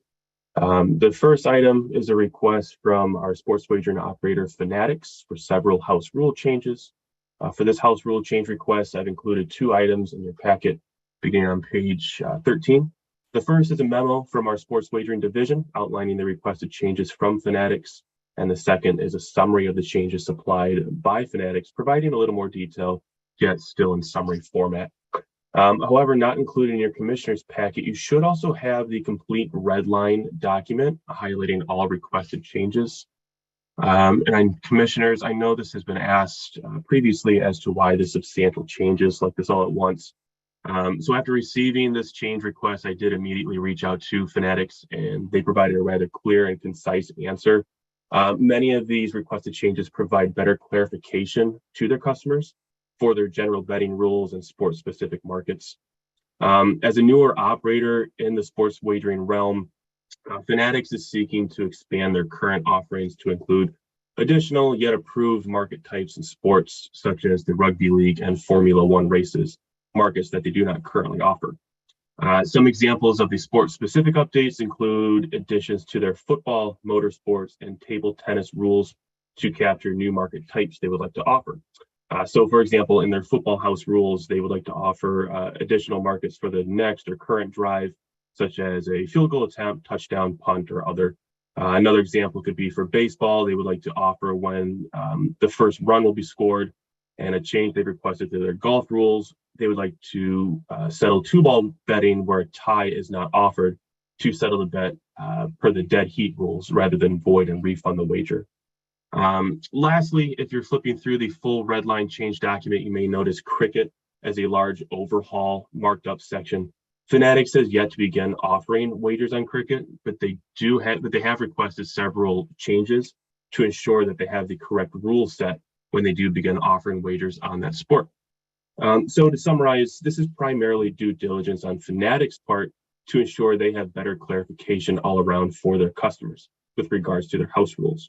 And after a comprehensive review of all the requested changes submitted by Fanatics, the Sports Wagering Division confirms all requirements have been met under 205, the CMR 24702, and has no reservations on moving forward with approving all of these changes.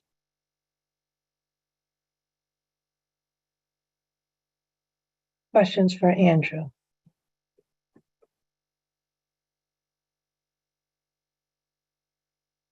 Sure. Andrew, I'm sorry. When did you send the full red line?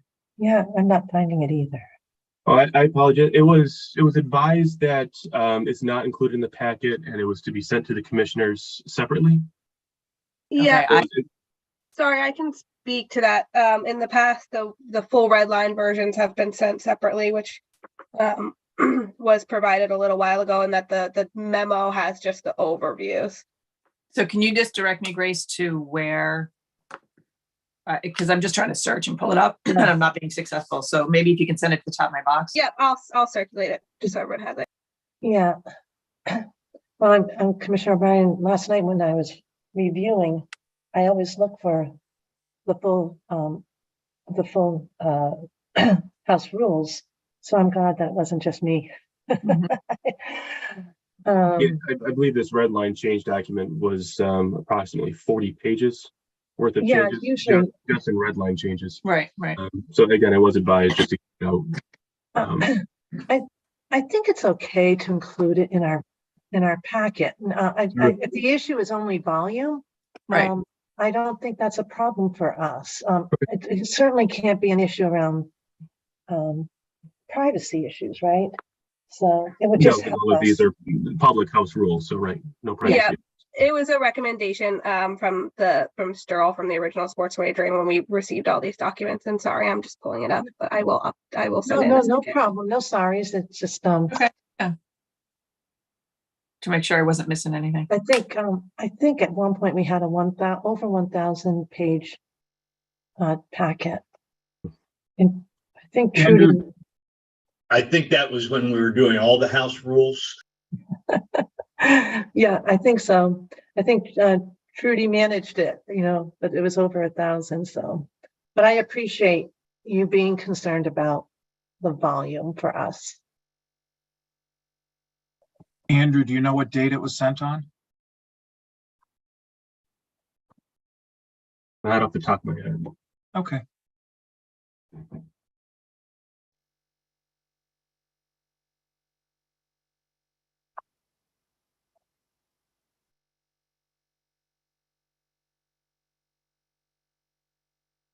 Possibly on the 14th of last week. Yeah, I think I've got it. I have it. Of course, I just opened the attachment and not the email. That's not very helpful.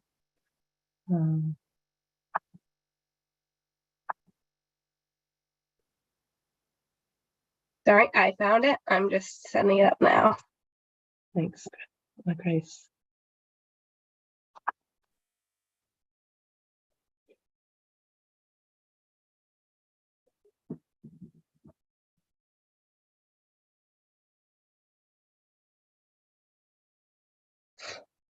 Should be coming through any second.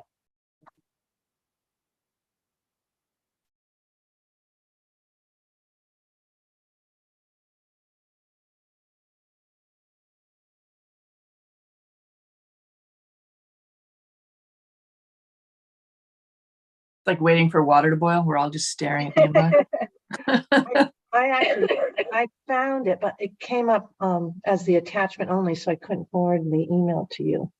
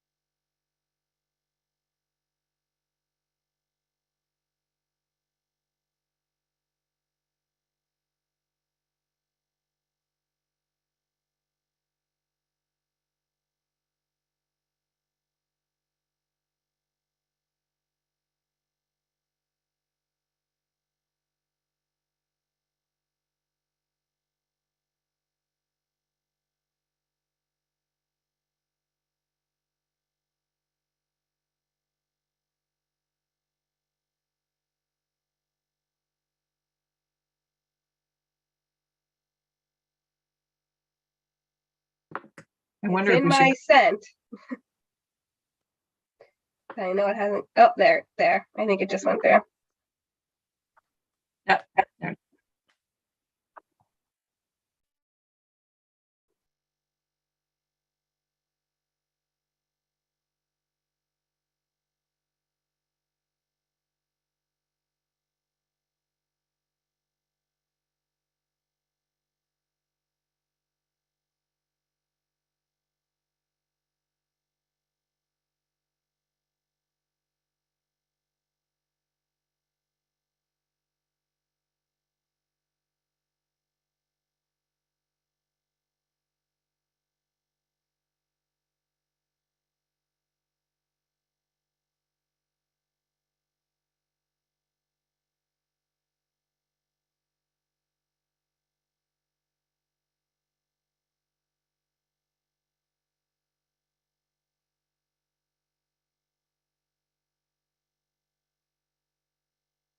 Andrew, I have a question on the cash out, the added language.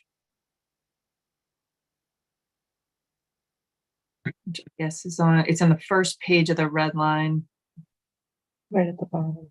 cash out, and then it's got the regular text, and then it has the added bullet for a variety of reasons paragraph. Do you have that? Yes. Yeah. Yes, yes. Okay. It says for a variety of reasons, and then parens, including but not limited to technical issues, human error, suspicions of fraud, or other improprieties, or other issues outside our control. Fanatics Sportsbook cannot guarantee the availability at all times of this functionality. Can you just educate me a little bit more on the that human error reference? Like, I know we had this whole discussion about when they could do something on their own, or, you know. Right. So that discussion we had a couple weeks ago with the human error, technical errors, that was to do with voiding of wagers. This Yeah. has to do with cashing out your wager early. Okay. If there's a parlay and there's a certain leg and you just want to cash out your bets early, you may have it at a reduced price. So it may not be offered due to technical issues. I'm not sure what the human error side of that may be. But if there's a technical issue and the cash out functionality just does not happen to be working at the time, that's what they're saying, where it may not be available. So I guess the human error is the phrase that catches me. The rest of it I get. I'm a little confused on the human error, like what exactly wiggle room that is in terms of, is somebody going to complain they didn't do anything wrong? We can get a little more clarity on what they mean by that. Certainly. And I guess another question, is that same phrase in other people's, is this new where other people are not allowing you to cash out early? I haven't seen this language in other house Okay. rules yet, but it's a good thing. I'll search through the other house rules to find this language as well, if it's in there, for the human errors for the cash out possibility or unavailability. Yeah, because my memory of the conversations we had earlier about that phrase is it's just a little too squishy, for lack of a better word. Mhm.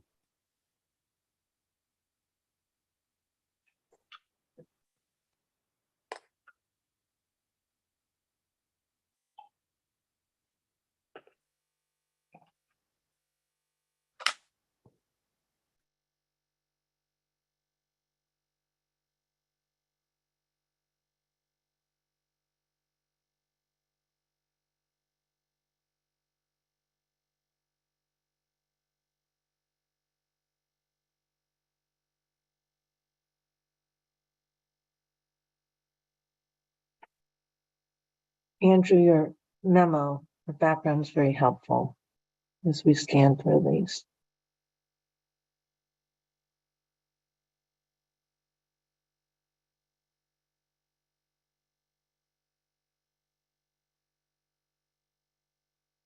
So not to put you on the spot, Andrew, but is there any other language in here that you saw for the first time with them as opposed to you've seen it before with the other licensees?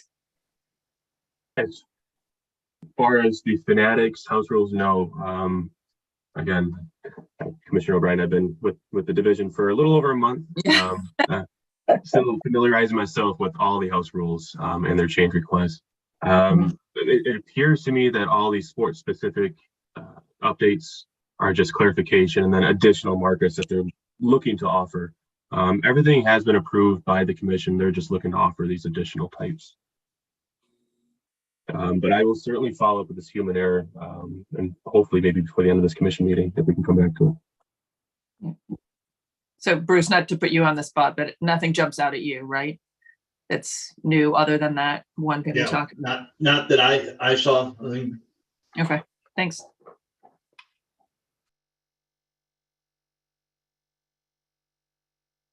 Commissioners, other questions for Andrew?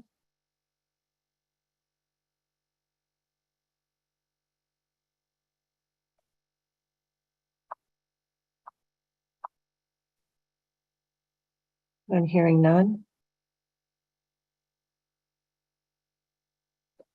And you're still scanning? No? Okay. Commissioner Manning, you're okay.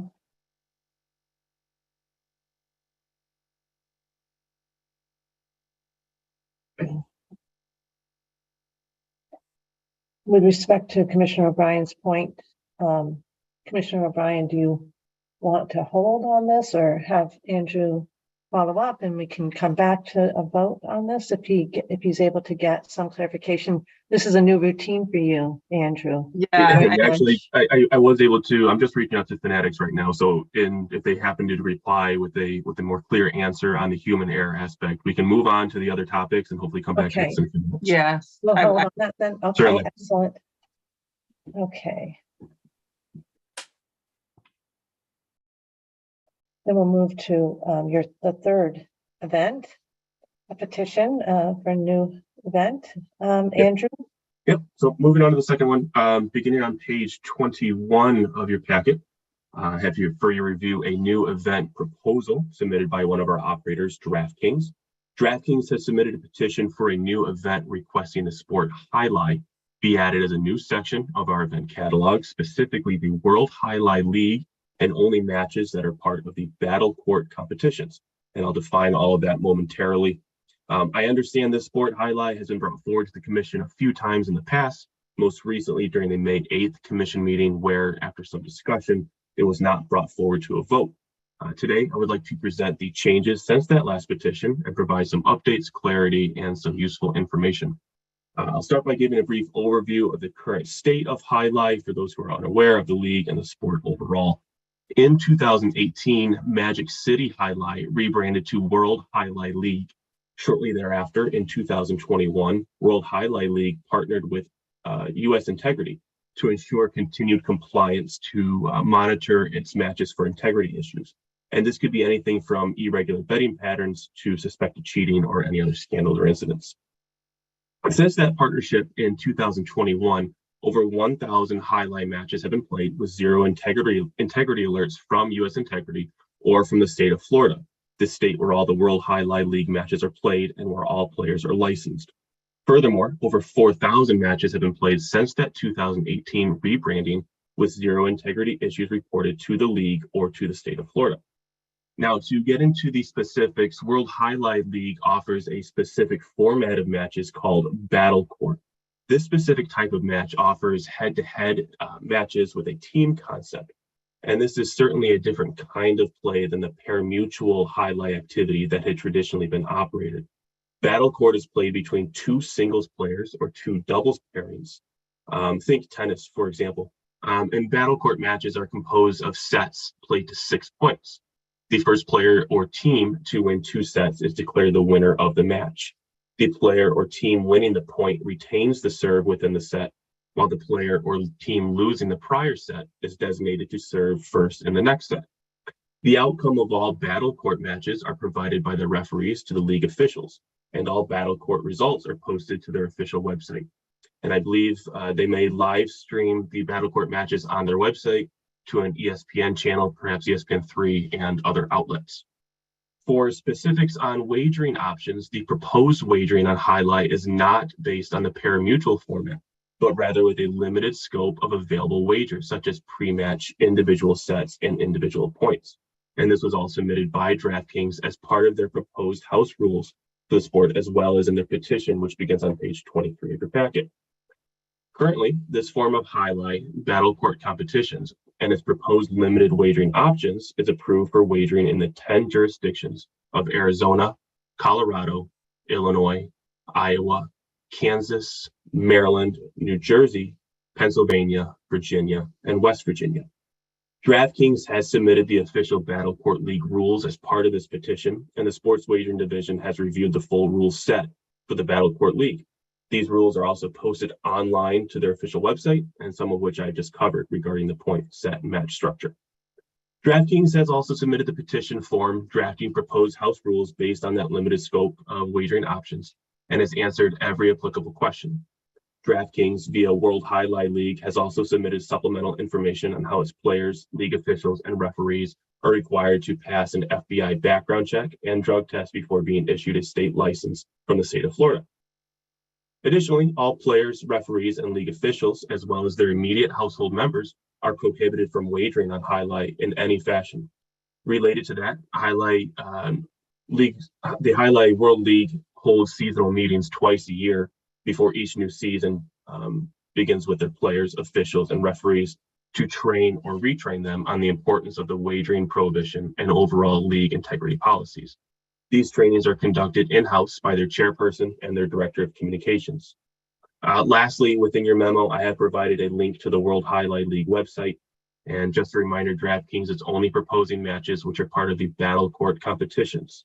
And the current Battle Court season, which I believe is in their third season, started this past month on September 8th, and will conclude with the playoffs beginning on December 11th and a championship match scheduled for December 15th.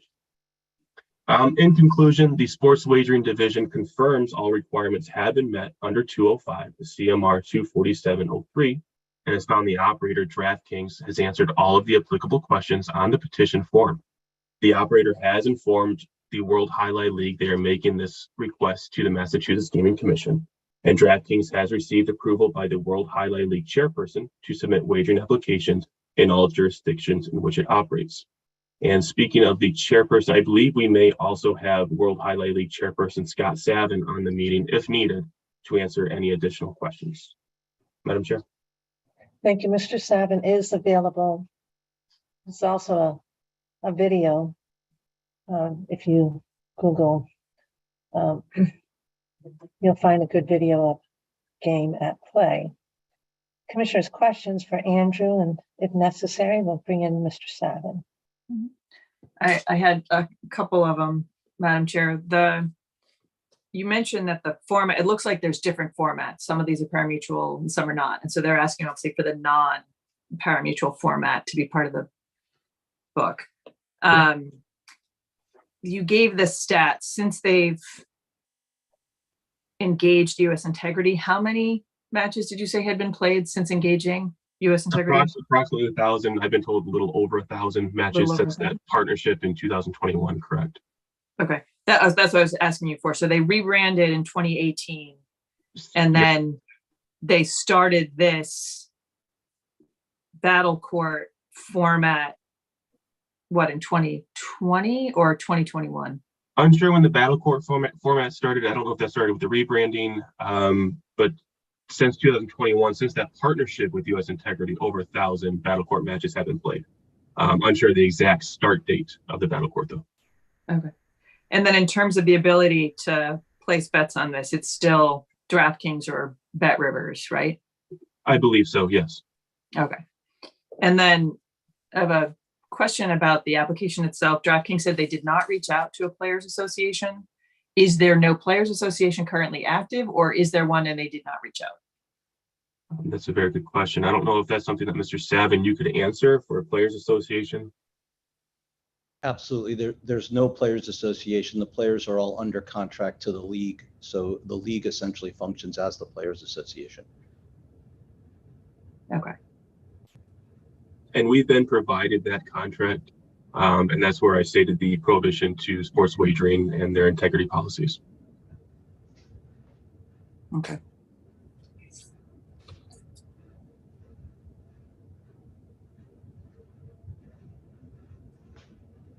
Questions for Mr. Savin? We appreciate you being here.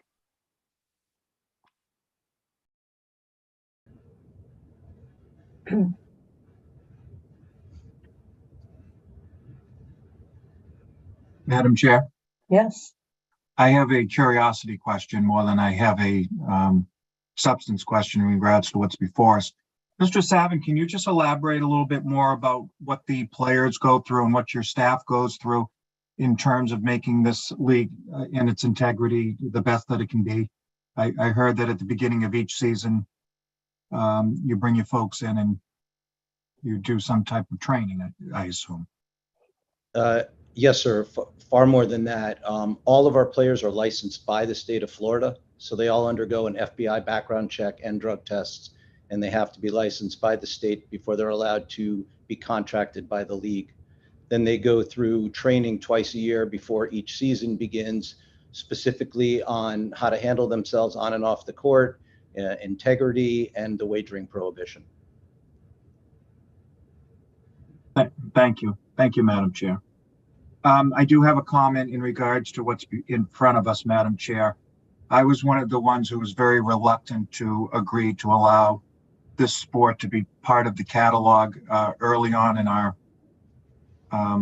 getting the industry up and running. However, after hearing Andrew and Scott today, I feel that the integrity issues that I had concerns with have been addressed, and I would feel very comfortable allowing this sport to be added to the catalog for DraftKings.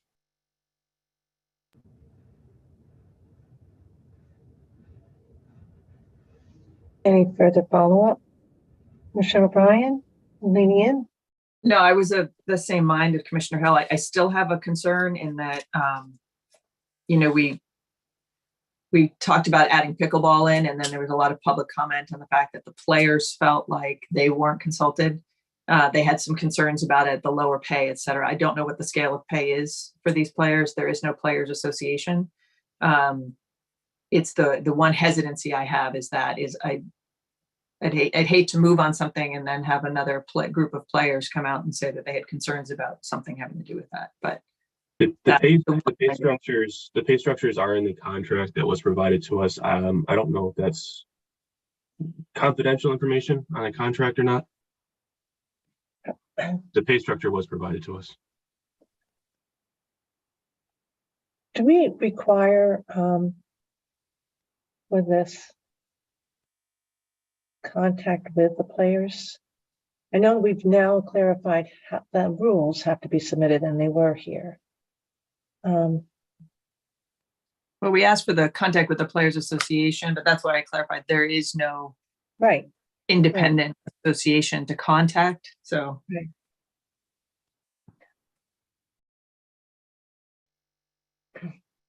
can I just get a little further clarification, Mr. Savin? Since 2018, am I right that there's been 4,000 matches without integrity issues, but the 1,000 is with respect to your full rebranding? What's the distinction? The only distinction is that we brought US Integrity on board in 2021. Before that, we had the auspices of the state of Florida. They have a presence at all of our matches, either in person or via live stream. But then we thought it made sense when we went to this new battle court format to also bring in US Integrity. Yeah. So, Mr. Savin, that may answer Commissioner O'Brien's question of when the battle court matches began. Was that in 2021 with that partnership with US Integrity? That's correct. Yeah. Okay. I'm not sure it's in my lane, but that ball whips around at 150 miles an hour, and they don't have any protective gear. So it's kind of a crazy sport. But the matches and the scoring really resemble tennis now, for me to be practical about it, right? Similar. It's patterned after tennis, yes. Patterned after. Commissioners, other questions for Mr. Savin or Andrew? Andrew, you are saying that that the reg has been fully met, and you are not highlighting any concerns. Correct. Correct. After our division's done our research, after speaking with Mr. Savin, after speaking with DraftKings, we feel comfortable adding this event. Well, I'm likely to join Commissioner Hill.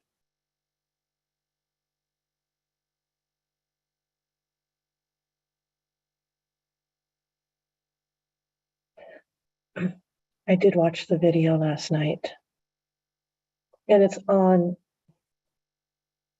this battle court, and so it's really narrowed, and you've narrowed it to the jurisdiction of Florida. So in many ways, we're relying on our colleagues in Florida, in a sense.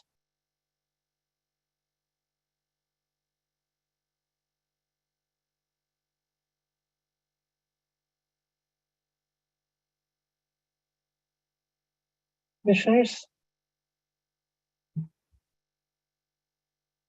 Not ready to move today? More questions and more information needed?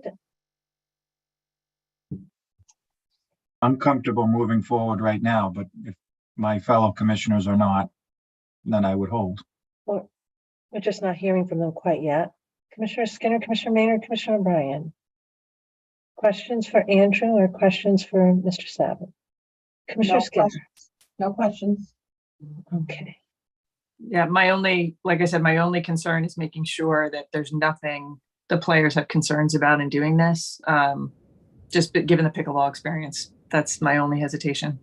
And I realize there's no formal, it's not a deficiency to contact a group. No such group exists. And I don't know if there's really a mechanism, given that they're under contract. I don't even know that there is a mechanism to ask them to speak to us. So.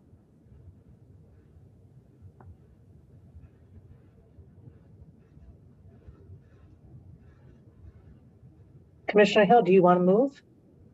You want to try it out? I do. I move that the commission amend the official catalog of events and wagers to include highlight as included in the commissioner's packet and discussed here today.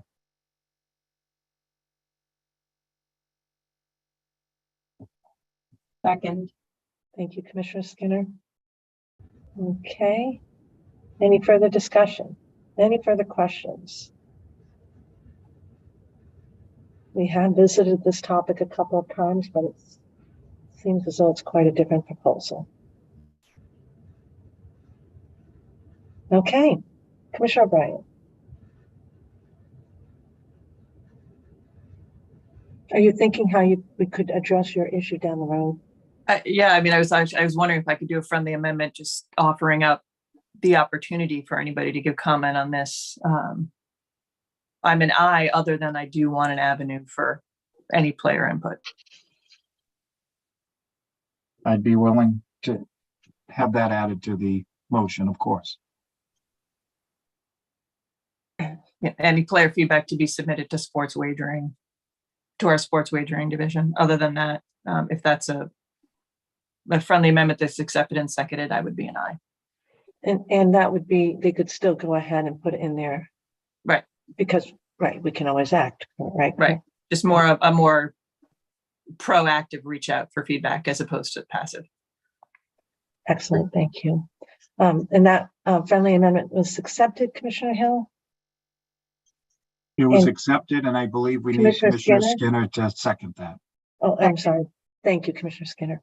Okay. So Commissioner O'Brien, an aye. Aye. Okay, thank you. Commissioner Hill. Aye. Commissioner Skinner. Aye. Commissioner Maynard.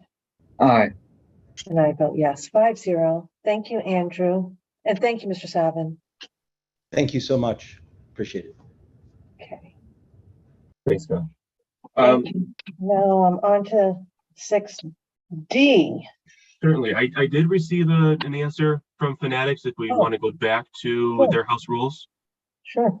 Sure. So Fanatics is okay with removing the reference to human error.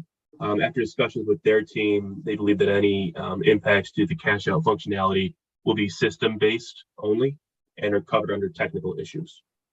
So they're okay removing that human error language completely out of those cash out issues. Is that helpful, Commissioner O'Brien? Yes, right? Yeah. Yes. Okay. So with that amendment, reflected in this discussion, are we prepared to move on that? Commissioner Hill, you're nodding your head. I'll turn to you. I move that the commission approve the amendments to the House rules submitted by the Category 3 Sports Wagering Operator FBG Enterprise OPCO LLC doing business as Fanatics as included in the commissioner's packet and discussed here today in regards to removing the human error language that has been spoken about during today's discussion. Second. Thank you. Any further edits or questions? Okay. Commissioner O'Brien. Aye. Commissioner Hill. Aye. Commissioner Skinner. Aye. Commissioner Maynard. Aye. And I vote yes, 5-0. And thank you to Fanatics for its responsiveness. And Andrew, thank you. All right. 6D, Andrew. Okay. Last one, beginning on page 28 of your packet, and this may be a first for the commission, but this is a request from Penn Sports Interactive, PSI. They were requesting the commission authorize the voiding of wagers after becoming aware of wagers placed on markets on outcomes which had already concluded. Pursuant to 205 CMR 238-35, Section 2, a sports wagering operator may request the commission authorize the cancellation or voiding of all wagers of a specific type, kind, or subject. Under Section 4, the commission shall issue a written order granting or denying the request to cancel or void the wager. In your packet, we have prepared a brief memo summarizing the incident, and the incident itself is fairly technical in nature. So we do also have our gaming technical compliance manager, Christian Tavares, with us to help answer any of those technical related questions. But as the incident goes, on Sunday, September 17th at approximately 7 p.m. Eastern Time, PSI became aware of wagers that had been placed on NFL player prop markets on outcomes which had already concluded in the New York Giants versus Arizona Cardinals football game. A total of 10 different market types with 14 different market names were left open for approximately 90 minutes after the outcome had concluded. A total of 257 wagers were placed on these impacted markets by a total of 59 customers for a grand total of $47,759.94. PSI did provide the division a full report as well as a complete wager breakdown as part of this incident. And this is where it can get into some of the technical aspects, but PSI identified the primary cause of the issue to occur from a technical data breakdown with one of their odds providers, Swish Analytics. To summarize this incident, on the 17th, there was an issue with the NFL half sack statistic, which could not be processed by PSI system, which was configured to receive only whole numbers at the time. And as stated by PSI, this issue occurred after a release or update to their sportsbook trading software. This update issue caused other player prop markets to remain open when they should have been closed.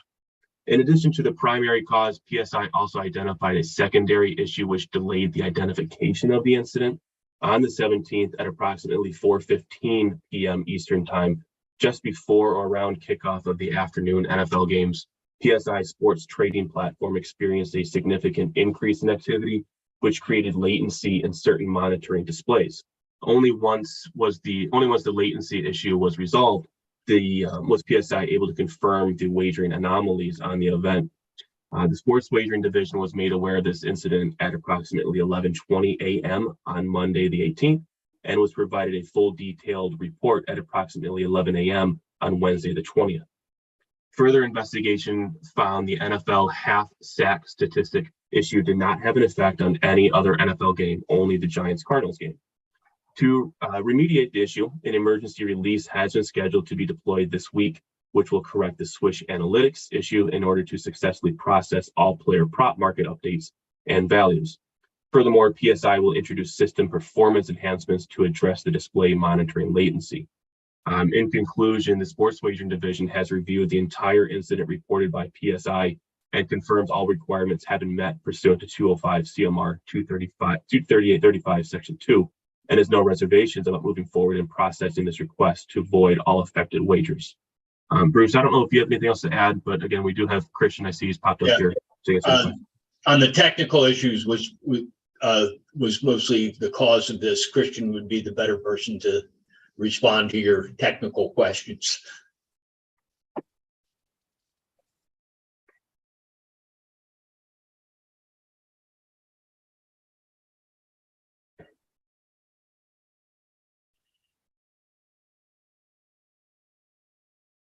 Questions, commissioners? This came in yesterday. I have a question, Christian. How is it that the technical issue is only able to affect that one game? Could you explain that just a little bit more? I'm not going to pretend to understand the technical issue on an expert level, but like, how was it isolated to just that one game? From the explanation that we received from PSI, they explained that that one prop bet had the fraction, which is what caused their system to miss that prop bet and closing it out after the game was completed. So I'm sorry, could you repeat that, Christian? So their system can only process whole numbers when it comes to that prop bet regarding the I guess in this case, a sack statistic. And that came in with a fraction number. Yeah, the sack was a half sack instead of a whole number, so it didn't recognize it. Yep, so that was the only prop bet that had that fraction number. Okay, and so presumably, so that was the only game that had that fraction. And once they identified the issue, they ensured that they didn't include that in any other prop bets for other games. Is that? From Am I my understanding, they have to do an emergency change that's still pending.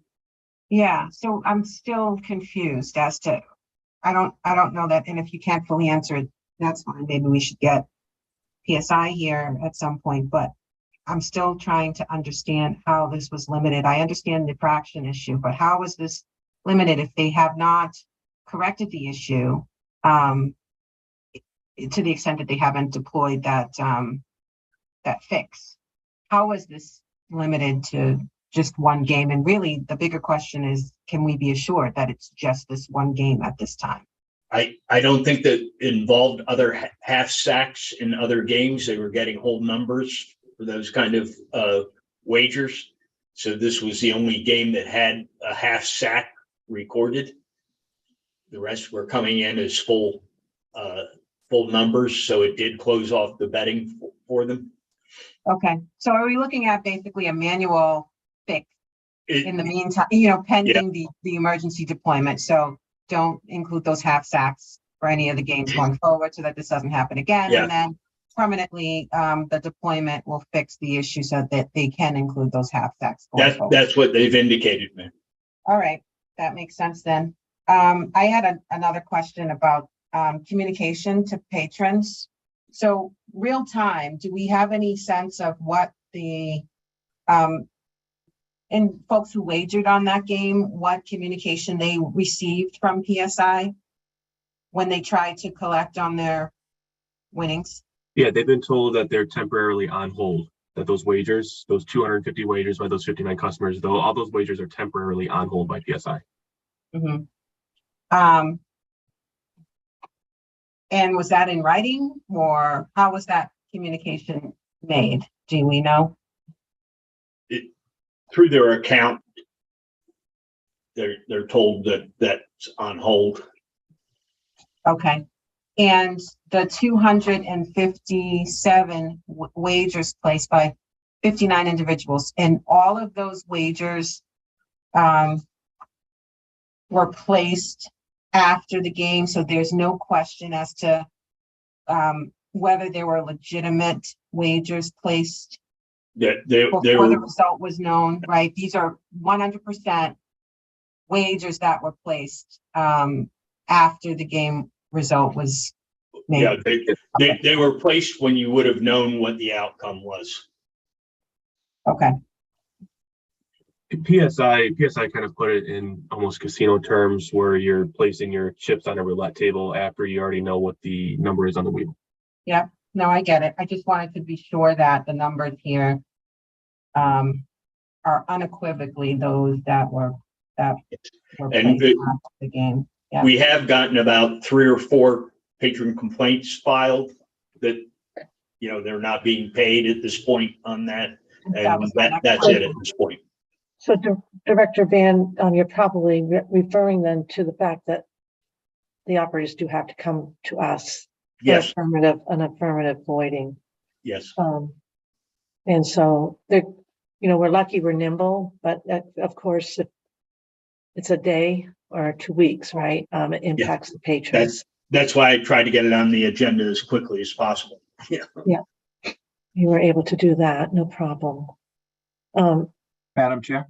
Yes, So Commissioner. I have a technical question, I think, for Christian. So when the bets were taken, I'm assuming that there is a time stamp somewhere that when the bet was taken and when the game ended. Correct. Okay. It's not necessarily the ending of the game, right, Director Ban? Is it? Because it was the ending of the bet. Yeah. Can you repeat that, Madam Chair? I'm not the expert. I'm hoping I'm getting this right, Director Ban. Yeah, but it was. yeah, when- it's not when all top at the end of the matchup- game. Yeah. Uncertain when the game, I'm not certain when the game concluded, but the first wager that they're asking to void, the timestamp on that wager is 6:02. So Which was- almost 2 hours after kickoff. Gotcha. So many of those market types would have already been concluded. Yep.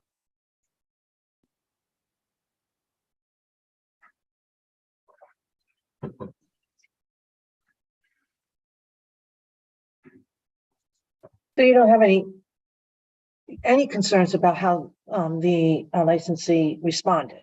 It was timely. They met the requirements of the regulation in informing us. Correct.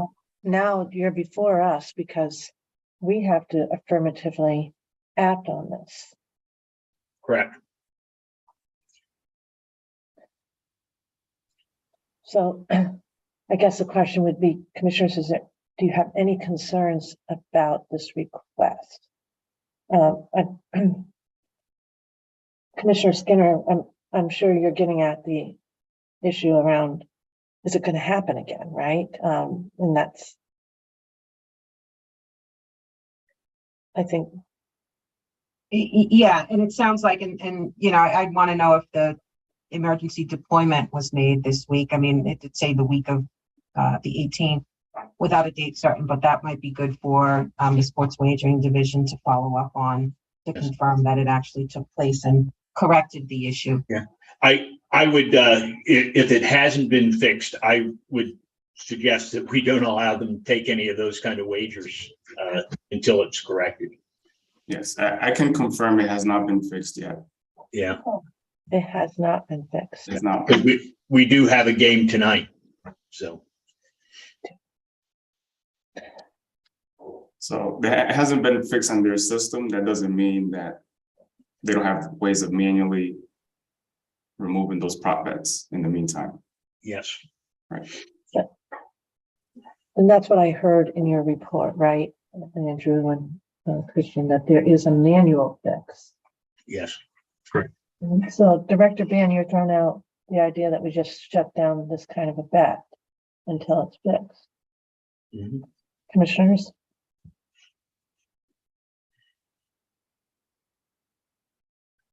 From my perspective, I mean, it seems that, you know, PSI knows what the risks are in that manual monitoring of this matter. And so I think, you know, it's at their discretion whether they want to offer these kinds of bets. But I think if we have another request of this kind before us, I don't know that I'll be sympathetic to the request. So that's just the way I look at it at this time. I think it's more of, you know, PSI proceeding at their own risk at this point. If they are, you know, can't be confident that the manual process is going to do the trick for tonight and beyond until the deployment is issued. Commissioners, more questions? I would like to offer a little bit more backstory or context regarding because PSI did highlight that this was related to a release that they performed on the 15th. So the operators all do internal testing and they released the updates without going through a test lab. But they are required by the regulation to do a test lab certification annually. So this release was tested by their developers, not by a test lab, if that helps. So they could do future releases where it's not certified yet, but it will be certified based on the annual requirement. That is helpful, Christian.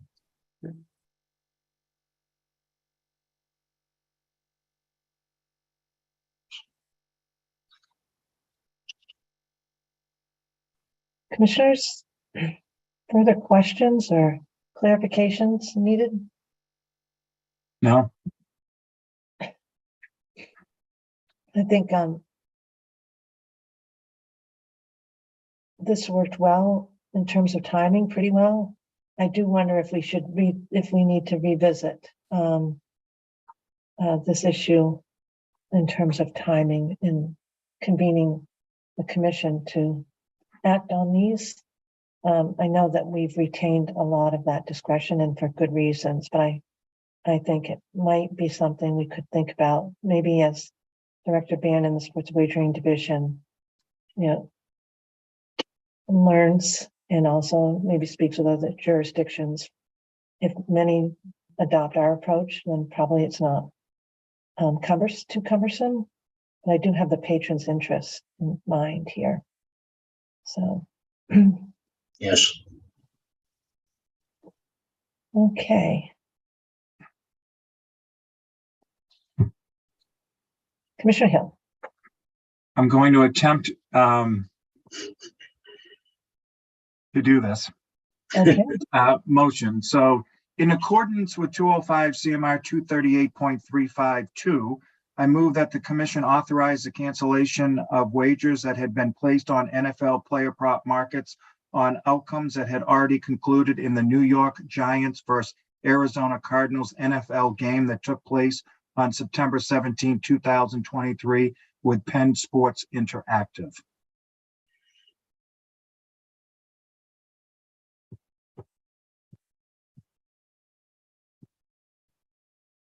Todd, how'd I do?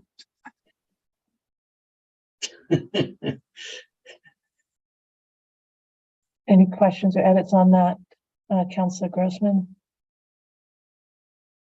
Do you need to? Sounded good to me, Commissioner Hill. Do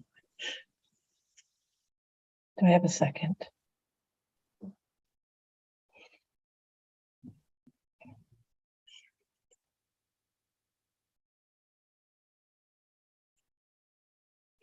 Does that be, Commissioner Skinner, you're on mute, so I couldn't read your lips. Is there, That's a good thing. No. But Commissioner Hill's made a motion. There must be some questions or concerns for none of you to act. I don't have any questions or concerns, but I want to give my fellow commissioners the opportunity to have anything addressed that they need to.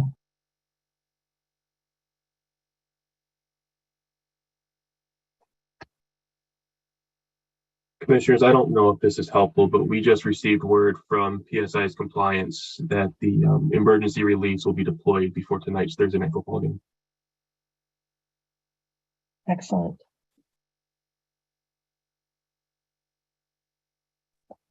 In that case, I'm happy to second, not happy, but I will second the motion.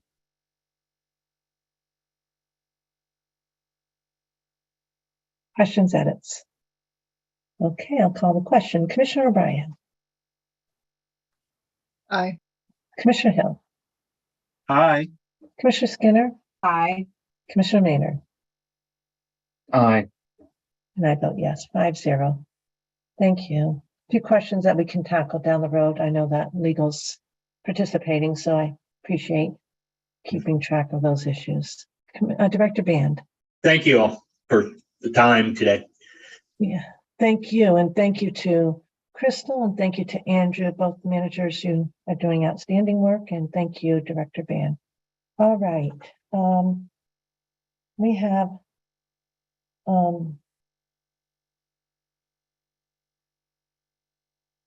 one item that is sports wagering related, but it's really under legal. So I'll turn to General Counsel Grossman and Christian Tavares, please. Well, thank you. Again, we're going to go right over to our own qualified technical expert, Christian Tavares, to walk through this one. Christian, when you're ready. All right, thank you, Todd. I would like to read from the memo, if that's okay. So I'll start out with the executive summary. So under 205 CMR 243.01X2, an independent technical expert must meet certain requirements to qualify as an independent technical expert. The technical expert shall have relevant education background or in other ways provide relevant qualifications in assessing event wagering systems. B, obtain and maintain certifications sufficient to demonstrate proficiency and expertise as a network penetration tester by recognized certification boards, either nationally or internationally. C, have at least 5 years experience performing technical security control audits on event wagering systems. And D, meet any other qualifications as prescribed by the commission or its designee. We have a request form that elicits that information, and the applicant has submitted that form, and the MGC IT department has reviewed that information. The document does have what we believe is sensitive information, so we would like not to share it publicly, but we have shared it with you. We have verified the information provided by looking up the certifications and their company website, and also contacted their reference. And based on our assessment of all the requirements, we feel that it meets the requirements on the 205 CMR 243.01X2, and there are no reservations moving forward. At this time, I can take any questions. Commissioners. I should mention, sorry, the applicant is TBG Securities. And they're the ones that perform the technical security control audit for DraftKings. Christian and Todd, do you have any concerns? No. Todd? No concerns. Christian, do you know if this vendor has been licensed yet with the commission? Yes, I confirmed with the licensing department that they are licensed. Yes. Okay. Madam Chair, I move, in accordance with 205 CMR 243.011X, I move that the commission approve TBG Securities as a qualified independent technical expert as discussed here today. I have a second. Second. Thanks, Commissioner Hill. Okay, commissioners, any further questions or edits for Christian and Todd on this designation? Okay, Commissioner O'Brien. Aye. Commissioner Hill. Aye. Commissioner Skinner. Aye. Commissioner Maynard. Aye. And I vote yes, 5-0. Excellent work. Thank you, Christian, and thank you, Todd. It is now 12:36, commissioners. Is it time for us to take a lunch break, or do we want to start with Joe now? Chief Delaney has appeared. He's in the house. I am in the house, yes. What's the ETA for Joe's topic? We booked an hour for this, and I think it will probably take every minute of that. So I would think lunch beforehand. Okay. Let's reconvene then at 10 after 1, everyone. That works for you? Okay. Excellent. Thank you. Good work, everyone.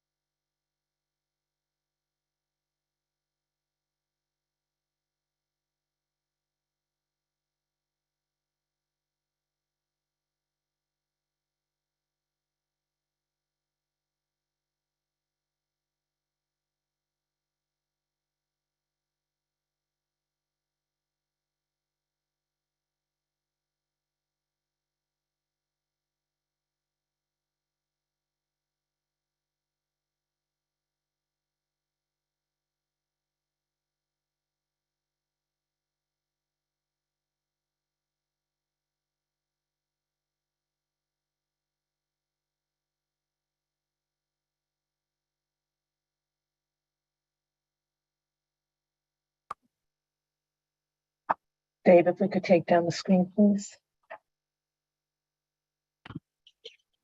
Thanks. Good afternoon, everyone. Good afternoon. There we go. Okay. We're holding this meeting of the Gaming Commission virtually, so we'll do a roll call. Good afternoon, Commissioner O'Brien. Good afternoon, I'm here. Good afternoon, Commissioner Hill. Good afternoon. I'm here. Good afternoon, Commissioner Skinner. Good afternoon. And good afternoon, Commissioner Maynard. Good afternoon. Okay, we'll get started.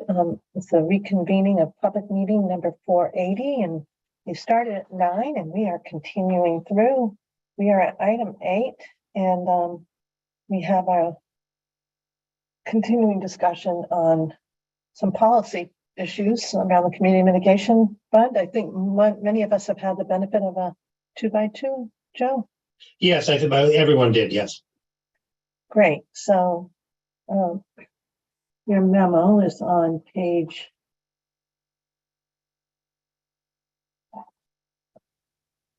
what page? Let's see.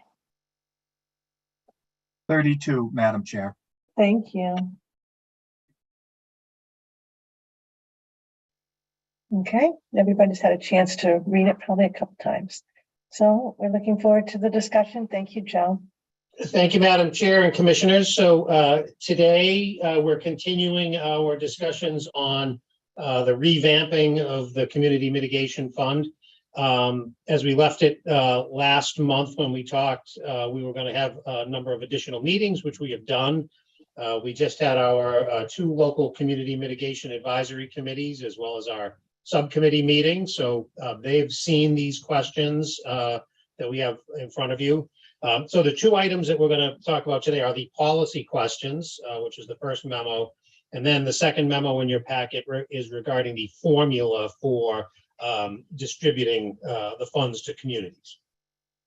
So with that, I'll dive right in because there is a lot of ground to cover here.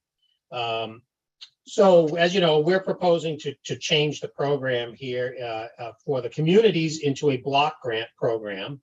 And then for the workforce development, it would still be a competitive program with 1 grant in the East, 1 in the West. And then a third piece of this would be some set-asides for state and county agencies, more regional agencies that are eligible to participate in our program. So question number 1 for the commission is, do we still want to pursue this? We've heard nothing but good things so far from our communities. They're all very excited about this and think it's a good way to go. We've gotten a couple of, actually there's 1 set of written comments in as of today. So with that, so I guess I'll just as backing up, I think with each of these questions, I think on the agenda, it called for a vote. We don't really need a vote on these. We're just trying to get the sense of the commission. And once we do, that will guide us in how to develop our guidelines and which will ultimately be voted by the commission. So on this first question, I guess the question is, do you want us to still continue on down this road, or should we stop and just do it as we have been doing it? Commissioners? Commissioner Hill. So I've been able to sit through some of the meetings that Joe and Lily and Mary have had. And it's been very, very positive moving forward in this direction. So I would urge the commission to continue down this road.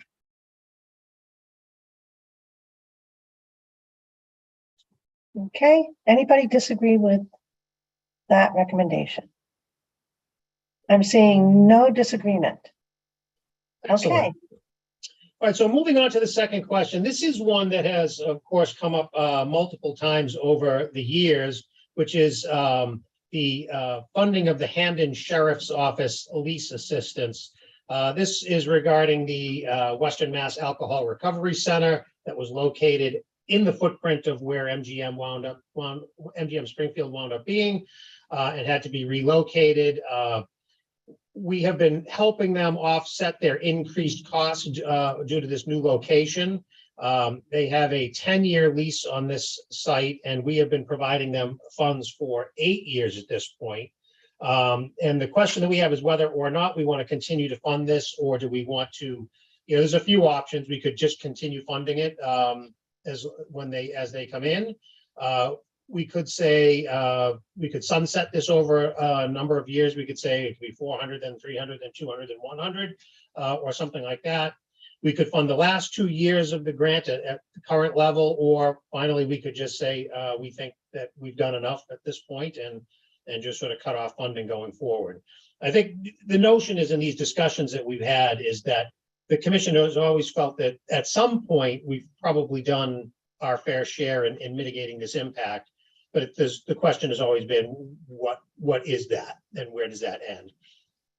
And our local community mitigation advisory committees, when we talked about this, I would say the consensus of those folks was that, fund this thing for 2 more years. It will go out to the end of the 10-year lease, and then, saying that's it.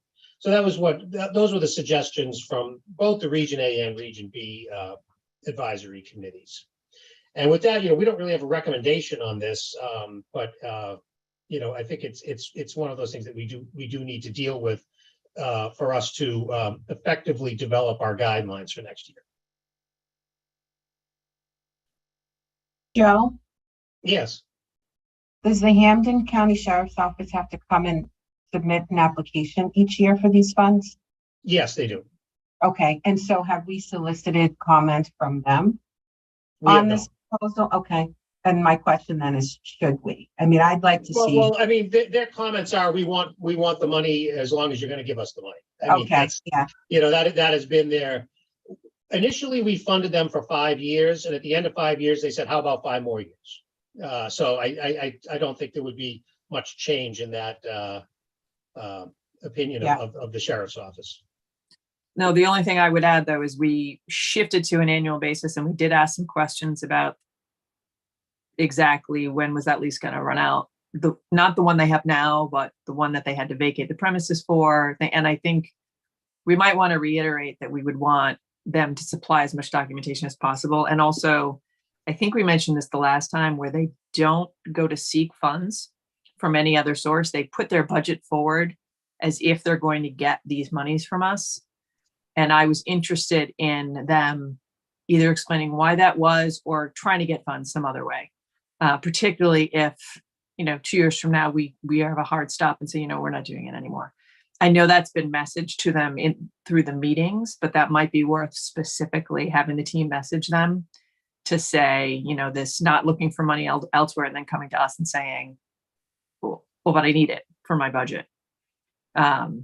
Addressing that, and then addressing the fact that in 2 years it may be that we say, it's been 10 years of impact and we don't see it anymore. Yeah, that's where I fall too. When I heard about this for the first time last year, I think, Joe, you and your team acknowledged that we were getting further and further away as the years go on from the casino-related impact. And so at this point, I can't see continuing with the funding, but I also would like to have the Hampden Sheriff's Department weaned off, right? So not to pull the plug completely or pull the rug completely from under them, but to sunset these funds. And one of the options you have listed here is to fund the remainder of the lease term for this 10-year period. And so I think there's a reference to 2 years. That's what sounds reasonable to me. And I Other agree comments? with the I'm sorry, Madam Chair. Thank you.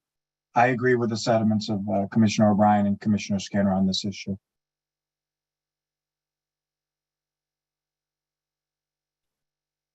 Okay, so am I hearing that sort of a consensus on the 2 years?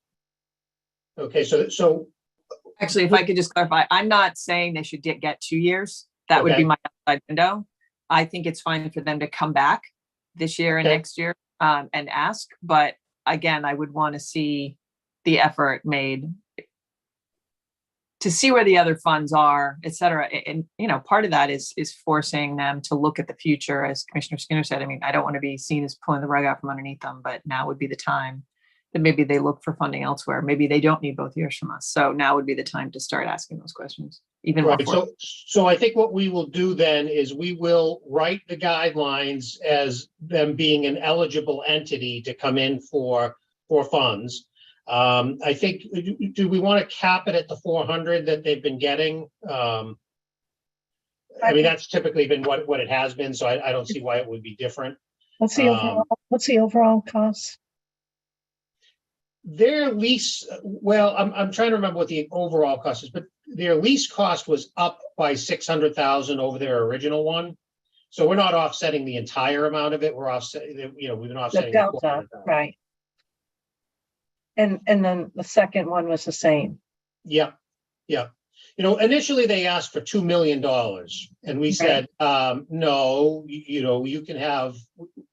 We'll give you 2 million, but we'll give it out to you 400,000 a year, and you have to come in and apply for it every year.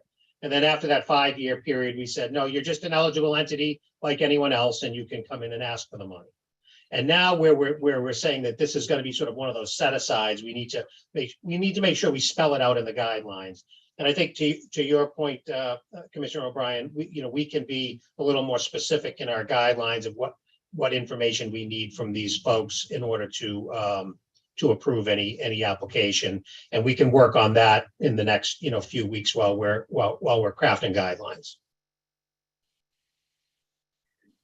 I guess I'd be clear that we fully support the sheriff's office, but I guess what would be really important is to understand if we don't do this full funding because it has been such a long time, what's the impact to them?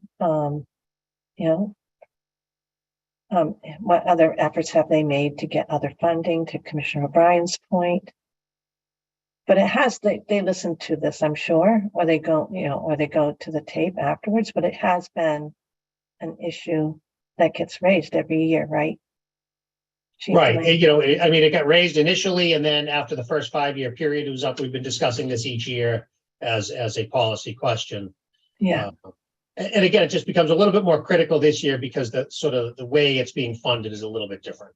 Yeah. Okay, well, I think we have what we need on that one to start moving ahead with our draft guidelines, and obviously there'll be a review, a deep review of those guidelines as well by the commission, and we can look at this a little bit more. Okay, so the next one is the question is, does the commission want to use previously unexpended funds to finance the workforce grants and the set-aside grants? So in this case, we do have some significant funds that remain in the CFS unexpended, in the CMF unexpended. And most of those unexpended funds were generated out of the Region A facility. Now, what we were proposing here is, again, we were proposing to take these unexpended funds and pull them aside in kind of a separate bucket and use those to fund the workforce grants and these set-asides that we've been talking about. And we'll talk about them a little bit more later as well. And in doing that, we would be able to sort of spend down these funds over the next several years.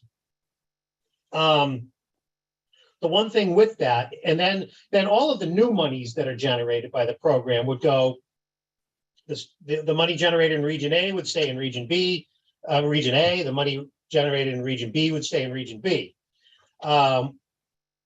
But initially, the commission agreed that they would keep the Region A monies in Region A and the Region B monies in Region B. And in doing this, if we pull these monies aside and put them in kind of a bucket that could be spent in either region, that does not really comply with that earlier agreement. Now, the way that we were looking at it, as our team was saying, this is kind of a one-time effort to bring the expenditure of the program more in line with available revenues. And, we're revamping this whole thing, and then going forward, we would be able to sort of reduce down these unexpended funds and bring the program into more balance. Now, when we brought this in front of our local community mitigation advisory committees, we got significant pushback on this, particularly from Region A. Now, as we said, most of those unexpended funds lie within Region A. And, the communities were saying, hey, this was kind of our agreement, and we think that the monies would be better off staying within the region, going to the communities within the region, and so on.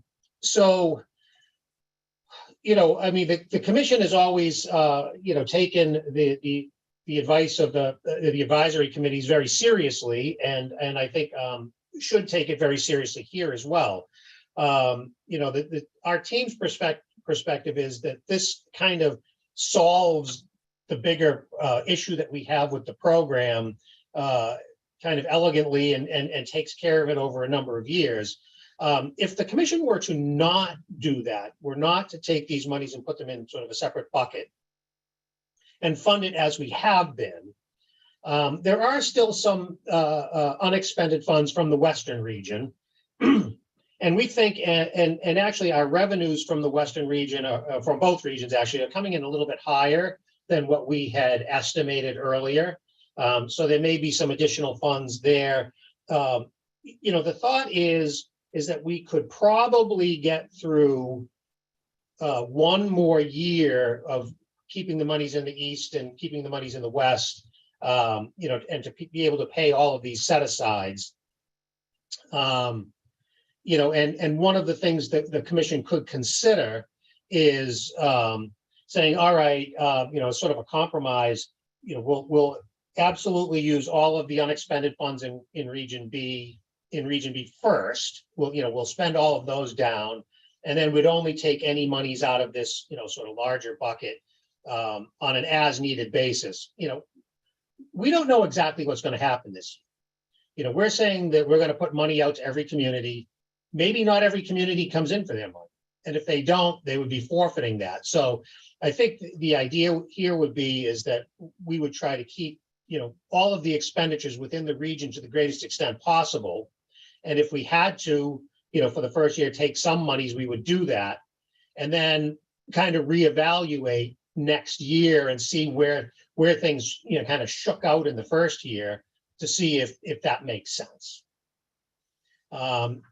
So I think on this, we don't necessarily have to come to an agreement today on this exactly. I mean, we can come back with more, you know, this kind of came up just a couple of days ago and we've been thinking about it, but we haven't really formulated sort of an alternative, if you will, to consider. So if you would like, you know, we could come back with some options that might better address the concerns of the LCMAC, or we could just sort of move ahead as proposed and kind of come out with the draft guidelines and see where that falls out.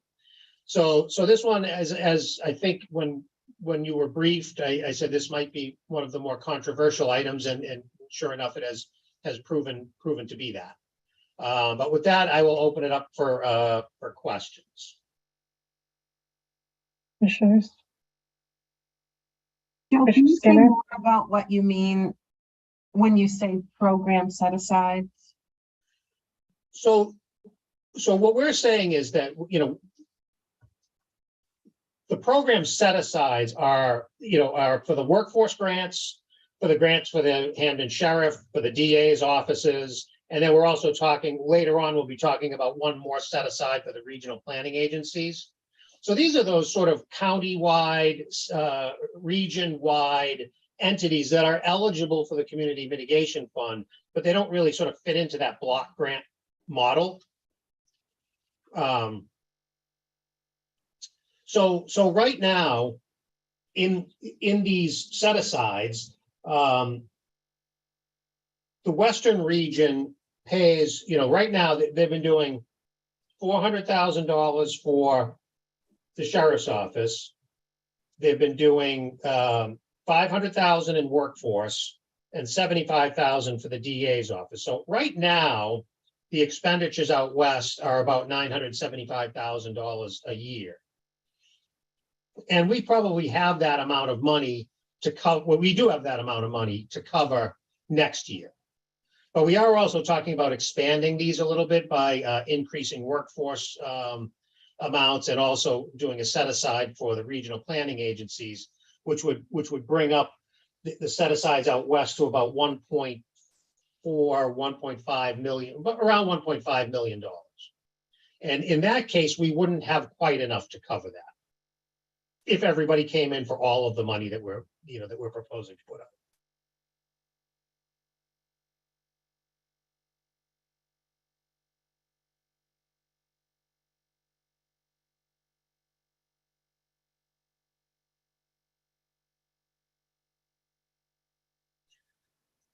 Okay, so any other thoughts on this?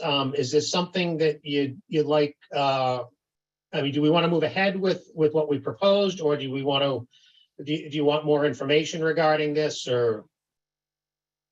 Commissioners, Commissioner Hill.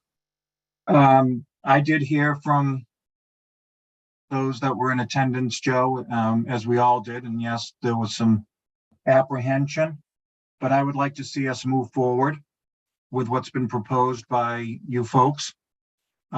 This is a work in progress. If and when guidelines come out that it's so overwhelmingly against it, we can come back and we can address it at that time. But I, at this point, would like to see us move forward with what has been proposed. Okay. I think it's a good idea.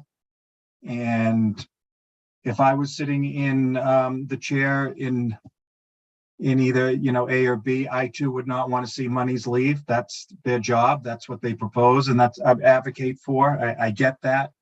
But sitting in this chair, I have to look at the entirety of the program. And I think what you have proposed is actually very appropriate.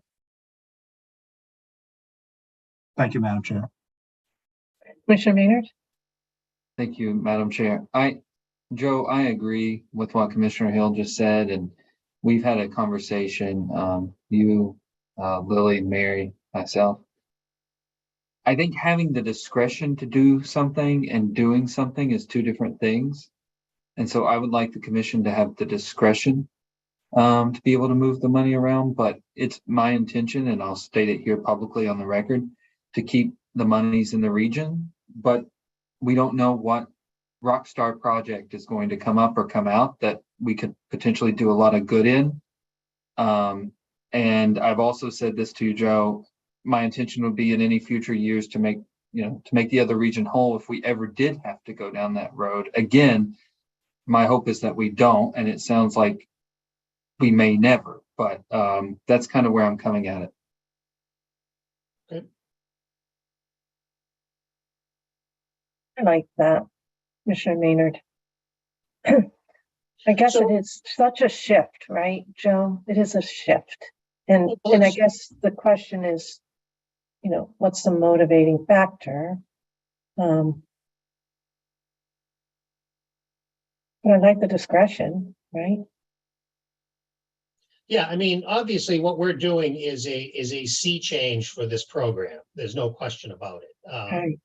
And our thought was that this helps solve some of the problems within the program over a longer period of time. I mean, we could try to solve this problem each year, close the gap by doing a little bit of this or a little bit of that, or working around the edges. But this is, from my perspective, this is a better way to do it.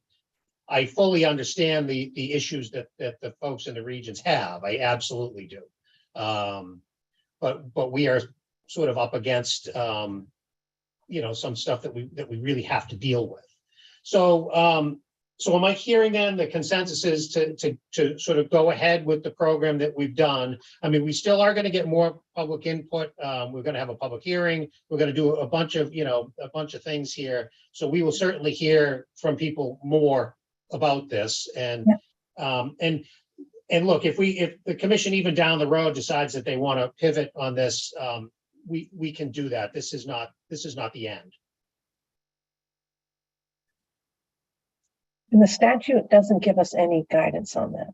No, the statute, this was not something, the statute does not recognize any differences between regions A, B, C, category 2. There's nothing in there that says that this needs to be done. This was just one of those things where we talked to our advisory committees and both of them were saying, no, we really want the money to stay within the regions, and we fully understand why.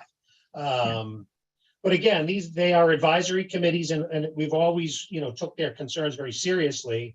But, you know, sometimes the commission may have to take a position that is contrary to that.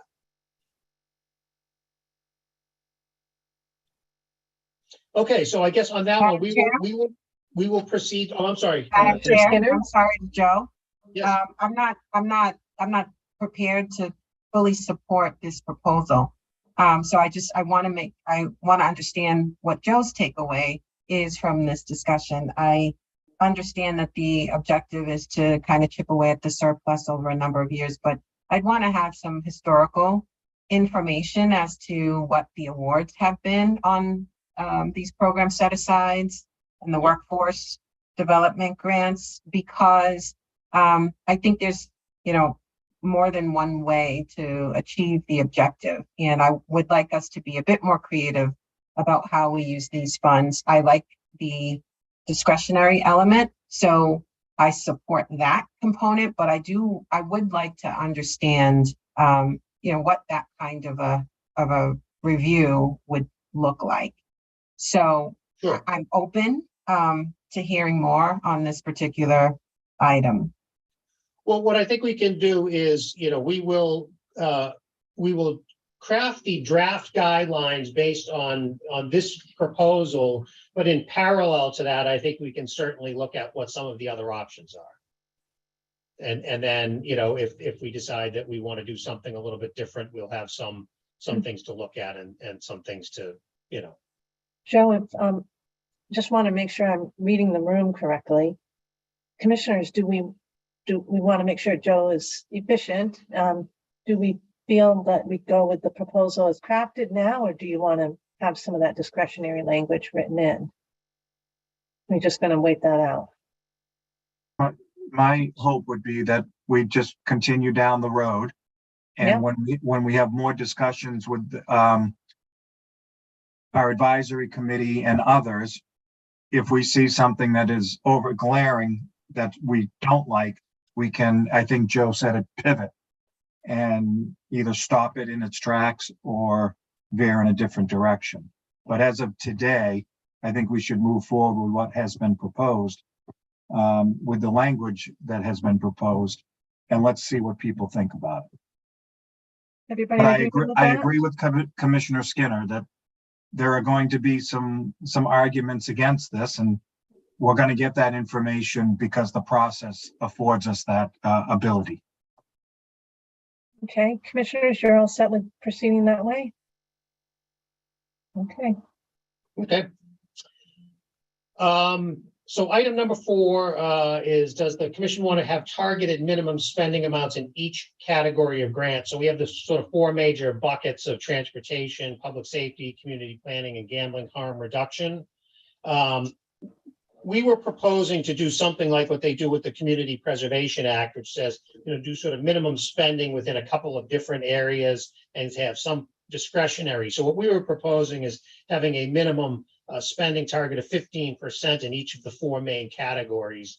And, you know, for the first, which would allow them to spend 40% of the money sort of in any one of the categories or split them up among the categories. Our initial thought was we should set this up as you know, needing a waiver to go away from that. But as we thought about it, with the first year of this program, we're recommending that we just put these in as suggested targets with no real, you know, sort of waiver requirement, and see what happens in the first year. I think we want to give communities as much flexibility as possible, but we also do want to see money spent in the various categories. So I think in the guidelines that we're proposing, we'll put them on notice that we want them to spread the money around, give them some suggested targets, and then we'll see what happens at the end of year 1. Look, if we find communities are saying, hey, we want to put all our money in for transportation construction, or somebody else says we want to put it all for public safety, and we're finding this really kind of stratified, applications, we may next year want to go back and say, let's make these more firm goals and, maybe require waivers or things like that. But for this year, we're not proposing that. So with that, any comments or were you folks okay with that? No objections, commissioners? I have comments, but I see Commissioner Skinner She has a question? she was there Okay. first. Yep. Thank you, Commissioner Hill. Joe, this kind of a structure, so is this kind of a targeted minimum typical of the block grant structure? And I have a similar question with regard to some of the other proposals you have here. Establishing minimum grant for municipalities by region. I'm just wondering to what extent these are best practices. Because while I am interested in seeing the program move to a block grant structure, I don't want the new rules and requirements to be more restrictive, such that, you know, we're trading one problem, if you will, for another. And when I say one problem that I think you've acknowledged is, you know, the tie-in to the casino-related impact, right? That is a problem that you've expressed over the past cycle. And I don't want to do a lot of work to eliminate that issue and concern, but then trade that for another issue, which is, you know, trying to get the communities to hit this minimum and or stay with, you know, hit the minimum and, you know, stay within the maximum, and just all sorts of new rules in place of the old ones that are just as difficult to you know to achieve, right? Does that make sense? Absolutely. And I think, yes, you know, there are a number of other grants that do that. I think, you know, we talked about the Community Preservation Act. You know, in that case, you can use money for historic preservation, affordable housing, open space purchases. You know, they're very different types of things.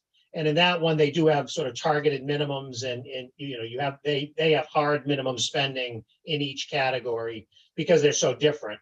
So that is very common, but here we're not saying that for year one. Certainly, we're just saying this is what kind of like what we'd like to see, but you don't really have to do that in year one. We just want you to put on notice that we don't want to see all your spending in sort of one category. So we're saying they're just suggested minimums for year one. And if later on we decide that we think we need to be firmer on that, we can always modify the guidelines in subsequent years, but we're really not talking about that today. Okay. I mean, if we're talking about chipping away at the surplus currently, again, the opposite end of that is further building right those funds, so that we'll have to be having a similar conversation 5 years down the line to try to address the surplus. Right. Yeah. So right now we're trying to give the communities as much flexibility as we can. Madam Chair. Yes, Commissioner Hill. So Joe, in theory, I like what you're proposing, and I certainly would have to say that anything that we do in regards to these funds, we do have to have flexibility for our communities. Just for those who don't know, like you brought up the CPA, the Community Preservation Act, you know, a lot of the communities are able to fund the open space, historic preservation, easy, outdoor rec, easy. But when you go and look at like the housing, the affordable housing piece, the money keeps getting high, increase, because there's no place to spend it. And I just worried, seeing what's happened with the CPA and communities, that the same thing might be happening with what's being proposed. If we put hard target numbers on these particular funds, they're not going to be able to put monies into the pots of monies that you hope that they will do. So you say the first year, that's great. I'm thinking we're going to have that language in place for the program for years to come, because it's not going to be as easy as we all think it's going to be to spend in all the categories that we have funded in the past. That would be my worry. Yep, absolutely. And I think, Commissioner, in any case on all of these things, we would have a waiver process for that, as we have always done in the past. You know, if someone wanted to exceed a threshold, $1 threshold or something like that, you know, we realize that that, you know, they may not, and the other thing we can always do is we can modify the targets as well. You know, part of it is what is the priority of the commission? You know, I mean, on any given year, if the commission's priorities change, you could always change a target number for that particular category. So there's a lot of things I think that we can do. But would you envision a community coming in and saying, I want a waiver because I just can't do public safety, and they put zero money toward it? Would you envision that as being a possibility? It certainly could happen. Yeah. Yeah. You know, and the other thing, the other part of this is, and you'll see, you know, when we talk about the formula, that, you know, some of these communities are getting, you know, rather small grants and trying to literally spread them across 4 categories. You wouldn't get a whole lot of bang for your buck, you know, if you had these sort of, you know, 4 small buckets of money. So there definitely will be, you know, instances where it, you know, where it doesn't make sense. And again, for year 1, we're saying they're suggested, and I think going forward, we'll evaluate and see how things go, and we'll figure that one out really next year and see where we think we should be going with that.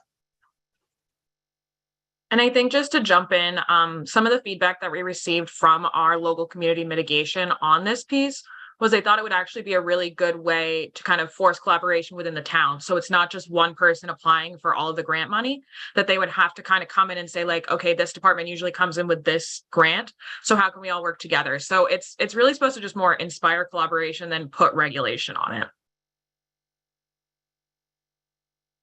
Well said. Okay, so I guess we'll proceed down that road with that as a suggested minimum. So the next question is regarding the workforce grants. As each year, we always ask if the commission wants to continue with the workforce grants. Right now, they're at $500,000 per region.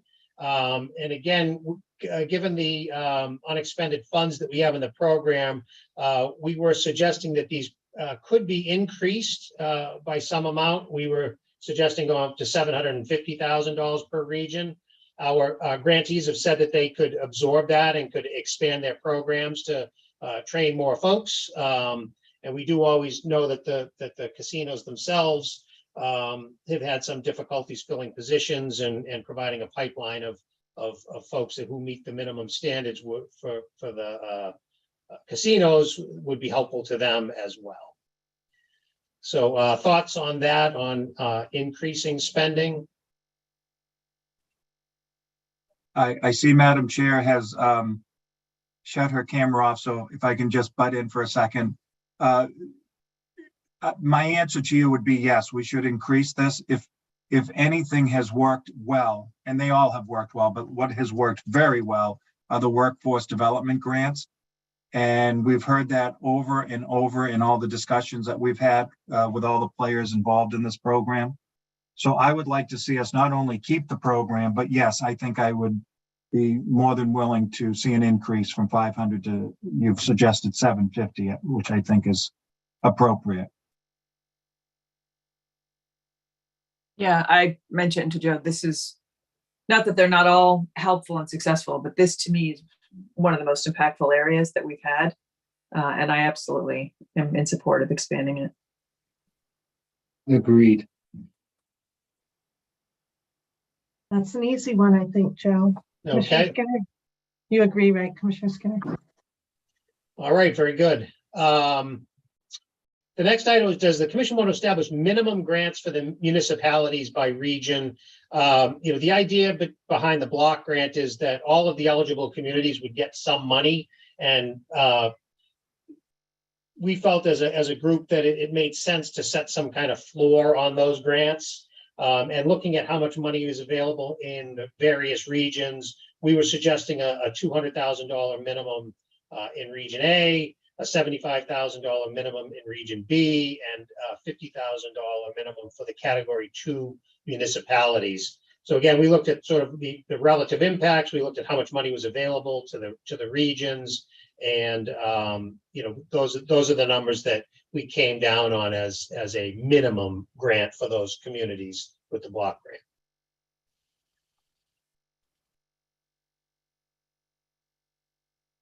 So is everyone okay with that? a Commissioners, I starting point. think Joe's looking for just our feedback, so Yep. thanks. Yep. Okay, The next one, does the commission want to allow some of the funds to be used for administrative purposes? This was a request of several of our grantees, especially in some of the smaller communities that have difficulty managing these programs. So right now we do allow 7.5% of a grant to be used for administrative costs in the workforce development grants, where we are recommending that that be extended out to the other grants at the same amount, 7.5%, and we're proposing a maximum of $50,000. So if you sort of reverse engineer that, that would be anyone who has a grant up to $667,000 would be able to use the full 7.5%, and anything over that would be capped by that $50,000 maximum. are we good on that provision, commissioners? Yes. Great. Thanks. So this next one was, does the commission want to allow reallocations of funds after plans have been approved?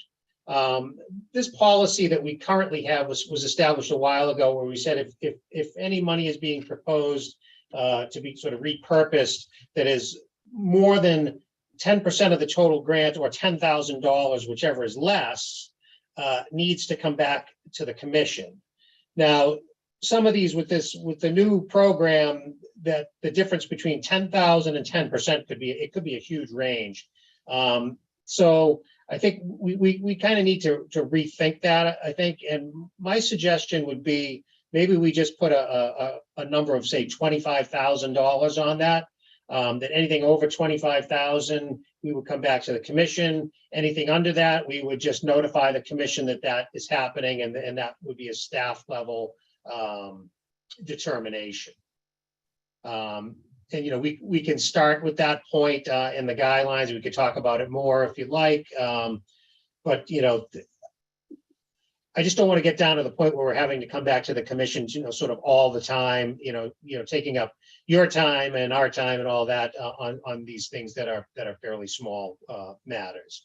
And what I sort of envision is, a community comes in and says they want to hire a consultant to do a certain study, and then they find out that that's going to cost them $15,000 more than they thought, and they said, hey, can we shift money from this bucket over to that bucket, all within sort of existing scope, the scope that they told us, but just sort of moving monies around. So any thoughts on that? Commissioner O'Brien? So, yeah, I remember the conversation. I was kind of the one who pushed to have the percentage or the 10K when this came up the first time. And part of it probably came from procurement background that I had. And I think some of the money and the dollar cutoffs came from that. I know they've updated some of those dollar amounts. So, and Joe and I talked about this when they were briefing me on this, which is conceptually 25K is fine. What I don't want to see is some sort of smaller grant where all of a sudden they're completely pivoting. Right. And all of a sudden that 25K is, 50% of their request or something, so that's my only hesitation in not putting some percentage attached to it as well. I'm all for upping the dollar amount given inflation, and wanting to not have to come back to us in some of the smaller things, but trying to figure out a way where that percentage, if it is going to fundamentally alter the grant, would come back before us. Yeah, so I see, if we had somebody out west who was getting a minimum grant of 75,000 at 25 would be a third of their grant, so that might be kind of high. I suppose we could leave the 10% in there and say whichever is less. So on those smaller grants, that would be the controlling factor. Then on the large ones, 25.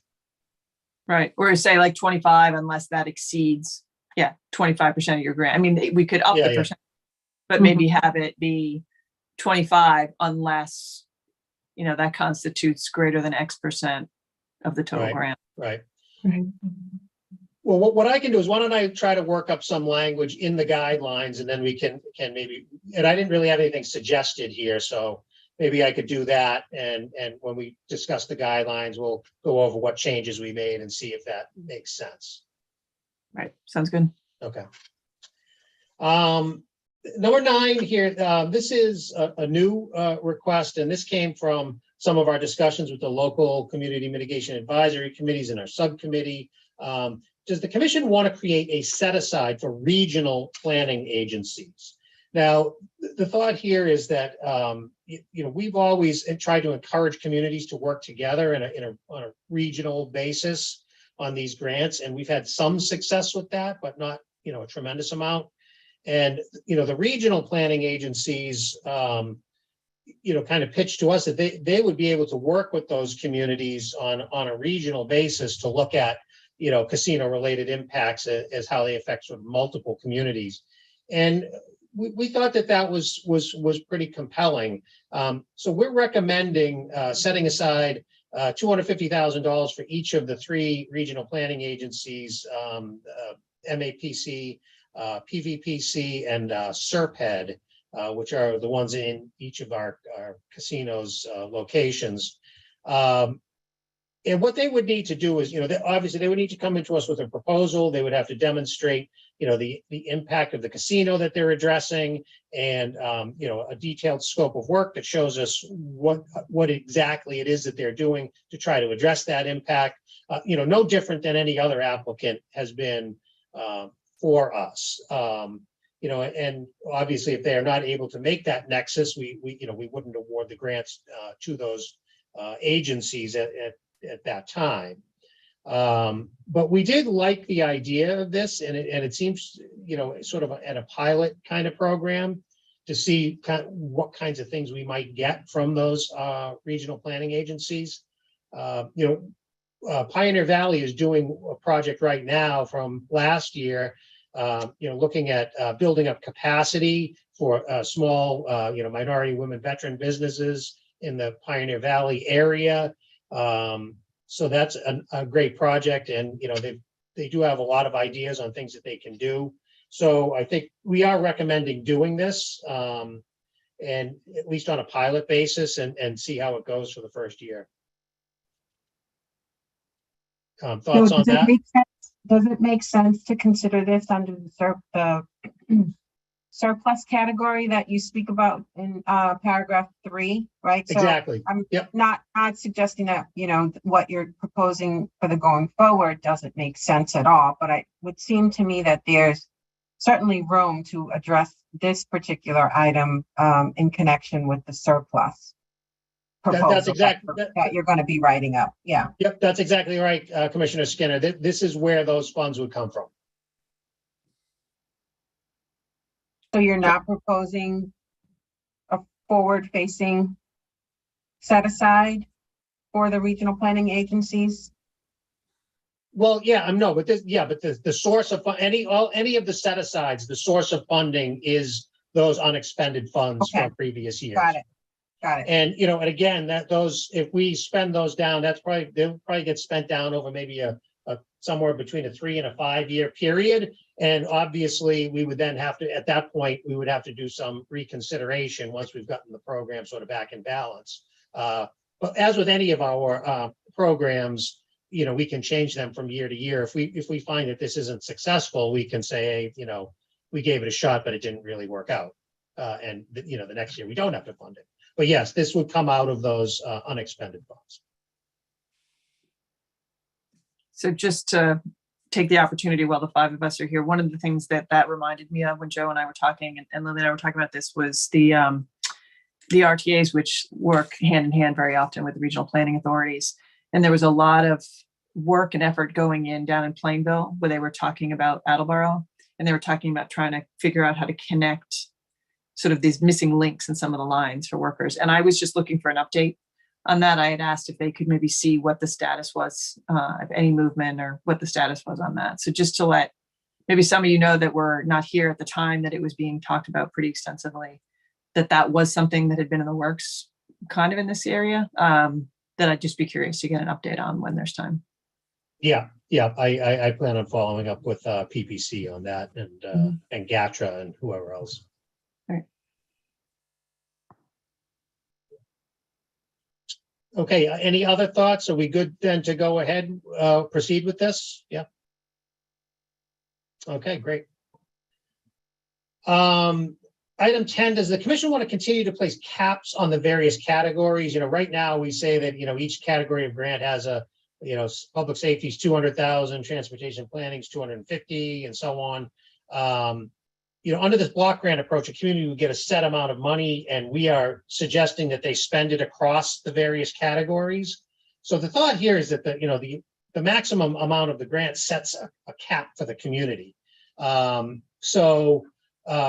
Our feeling is that we probably don't need those individual caps. And again, that gives the community a bit more flexibility to say, hey, maybe we need a little bit more money in this area than the cap allowed. And otherwise they'd have to get waivers and other things. And, again, with the first year of this program, in the interest of keeping it as flexible as possible, our thought is to eliminate those specific caps.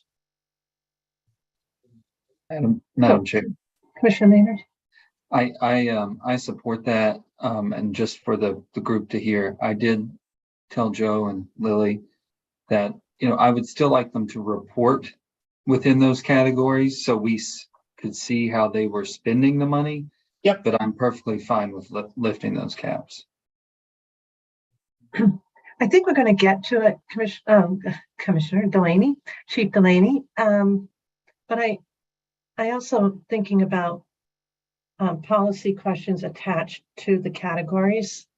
For instance, on public safety, in the past, we've encouraged, and I mentioned this in our 2x2, and I've mentioned it over the last several years, the idea of training, right? Not just purchasing equipment, but also addressing those soft costs, which I remember Commissioner Cameron said it often those are hard dollars to get. Yeah. So is that going to be like where you say things against, or is that here, Joe? So, I mean, those have been eligible costs for the last few years and would continue to be. But I think when we do develop the draft guidelines, you'll see, in each category, we're going to say, here are the impacts that we recognize. Here are some of the things that you can do to address those impacts. So in the case of public safety, we'll be saying that, one of the things that we realize is that, that local police departments would likely come into contact with patrons and employees of the casino through their regular duties. And one way to address that would be, training, so that they, for de-escalation training and implicit bias training and so on and so forth. So we will set out that the goal here is to give communities saying, these are the kinds of things that are eligible for you to do. And we'll see that when we get to the draft guidelines. Okay, I guess I'm just pressing for eligibility versus encouragement. Right. Because they may say, well, if it's not required or expected, we'll go with more equipment and, not worry about training this year. So I guess I don't know if you're thinking of any kind of attached conditions.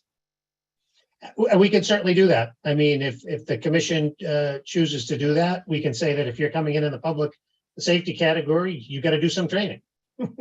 We absolutely can mandate it. Again, it takes a little bit away from the flexibility of the community, but. Well, don't want to take away the flexibility, but I just wanted to be consistent with some of the values we've attached in the past, but maybe the commissioners are less concerned. But we did, encourage training, particularly around implicit bias, and as Joe said, so. I wonder if there's a way in the guidelines even to say that to the extent you're asking for equipment, whether they also address whether there's any pertinent trainings in connection with it, de-escalation training. It was like, and sort of encourage them to think along those lines when they're asking for the monies, but it's not really necessarily tying their hands, but forcing them to think about it. Sure. Yeah. And that's the other reason I thought the reporting was important, because we can take a look at it next year and say, oh, this is totally not what we were thinking here, and make adjustments once we see how they actually spent the dollars. Yep.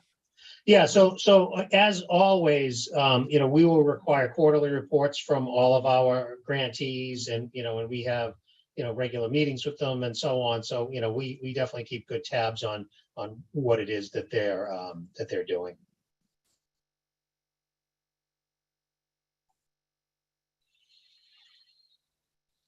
Okay, so we're good with that one of eliminating the caps on the categories. Okay, so item 11, we were asked by a couple of our communities to reconsider the percentage that the CMF will fund on transportation construction projects. So if you recall, right now in the last couple of years, we capped the CMF contribution at 1/3 of the total project cost. And the idea behind that was that these projects, while they are addressing a casino-related impact, the benefit for the community is typically much larger than the impact that they're mitigating. So we believe as a staff that the 1/3 is still a generous contribution of the Community Mitigation Fund and wouldn't propose to change that. But what some other folks had asked was on some of the smaller projects that they were proposing, and I think the example that we used was a Blue Bikes. I think it was in Malden. It was fairly short dollars, and they were saying they would having a hard time finding a matching funds for a project like that, and asked for a waiver. And I think in the end we ultimately gave them the waiver to pay for the entire project rather than the 1/3.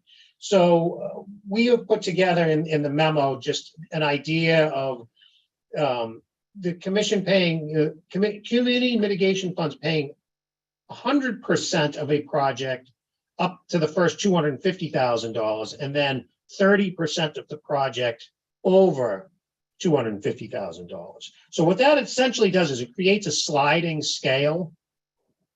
And what it would be is at $250,000, we'd pay 100%. But if you got up to the point of about a $4.5 million project, we would be back down into paying roughly that 1/3 of the amount. And then in between, it's kind of a sliding scale. So if you had a $500,000 project, we're probably paying 60 or 70% of that project.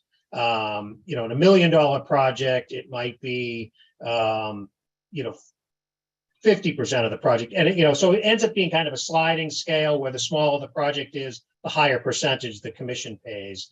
And when we get up to that about $4.5 million project, we're back into that 1/3, 2/3 kind of ratio. And on this, we're recommending doing it. We think it will give the communities a little bit more flexibility on some of the smaller projects. We're going to have to be very careful how we word that in the guidelines to make sure we don't have people, trying to kind of game the system a little bit. We think it's a good idea, but on this one, we're not particularly married to it. The 1/3, 2/3 is a pretty simple concept. This one is a little bit more complicated. So I'd love to hear your thoughts on that. Commissioners? All right, so this is when the cynic in me comes out again, and I said this to Joe, and again, procurement, where I just want to make sure nobody breaks the projects up into a bunch of smaller $250,000 projects and comes back and asks for a bunch. So Joe, I don't know what your thoughts were on that. I know I brought that up, like we just need to make sure that there's no. Yeah, well, if we go ahead with this, we'll have to be very careful in crafting the guidelines. I think what we would probably want to do is have, if a community has multiple transportation construction projects, which most of the time that doesn't happen. Usually somebody's coming in with one project because it's a big project. But if they had multiple projects, we'd probably have to have them be additive rather than standalone. Again, so we don't have someone come and say, well, I have 10 $250,000 projects. So, yeah, and then it's, oh, and I got another one for next year, like that sort of thing. Right. Or, So they're really one, and they, I'm blanking on the phrase for in the procurement world, how they call that. We'll have to be very careful so there aren't loopholes in there that communities can use.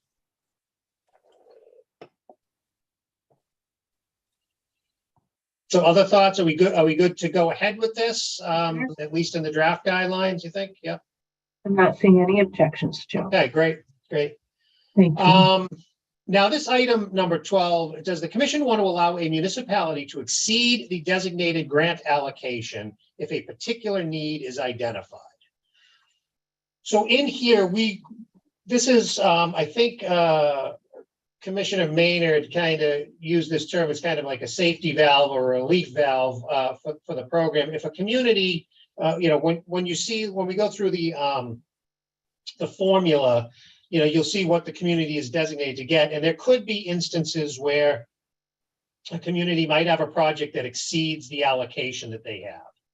And what we wanted to do, at least in this first year, while we're, piloting this whole thing, is give a community, if they have a particular project that they've identified that would push them over the grant amount that we've identified, that we could issue a waiver to do that project.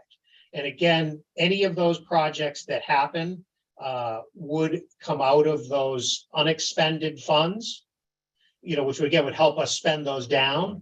We don't know if we're going to get any of these. This is really just as a just in case, that there's truly a need that's over and above what we're proposing to give a community. Thoughts on that? Commissioners? Madam Chair, Yes. in theory, I like it. And the fact that, it gives us some latitude to say yes or no when they come before us is something I always am fond of. So I would move forward with it, feel comfortable with what's been proposed. Any concerns, commissioners, with, drafting the guideline this way? Okay, let's move on, Joe. Okay, so the next one is, does the commission want to allow operational costs and implementation costs to be eligible? We do already allow operational costs to be funded as long as the activity supplements rather than supplants existing funding. And these have typically been things like overtime for late night traffic patrols and things of that nature. We are certainly recommending continuing that, but with also, again, with that caveat that they're not supplanting existing funding. We had one application that came in last year that sort of asked us to pay for all of the existing staff in their operation. And we're like, well, wait a minute, that is not the intent of this program. The intent of this program is to fund new things that would mitigate casino impacts. So, we need to be very careful about that. And then in other categories, particularly the community planning category, some communities have wanted to use funds for implementing recommendations from previous planning projects. And the example that we have is, with some communities have done, marketing plans and tourism plans, and now want to do some implementation of those plans. And those involve things like, doing ad buys on social media or even on television, radio, other things like that. And printing, brochures and all sorts of other, implementation type things. And our guidelines have been silent on that in the past. So I think we have funded these, but we think we should be able to fund those. But we just want to be, saying it positively in our guidelines that those are eligible for funding. And again, flexibility for the community is kind of key here. Madam Chair. Yes, Commissioner Hill. So to be clear, Joe, the question isn't a new question. It's one that's already in existence. And you're asking us if we would be willing to clarify it better? Well, I think, on the operational costs, we're just sort of continuing an existing a guideline.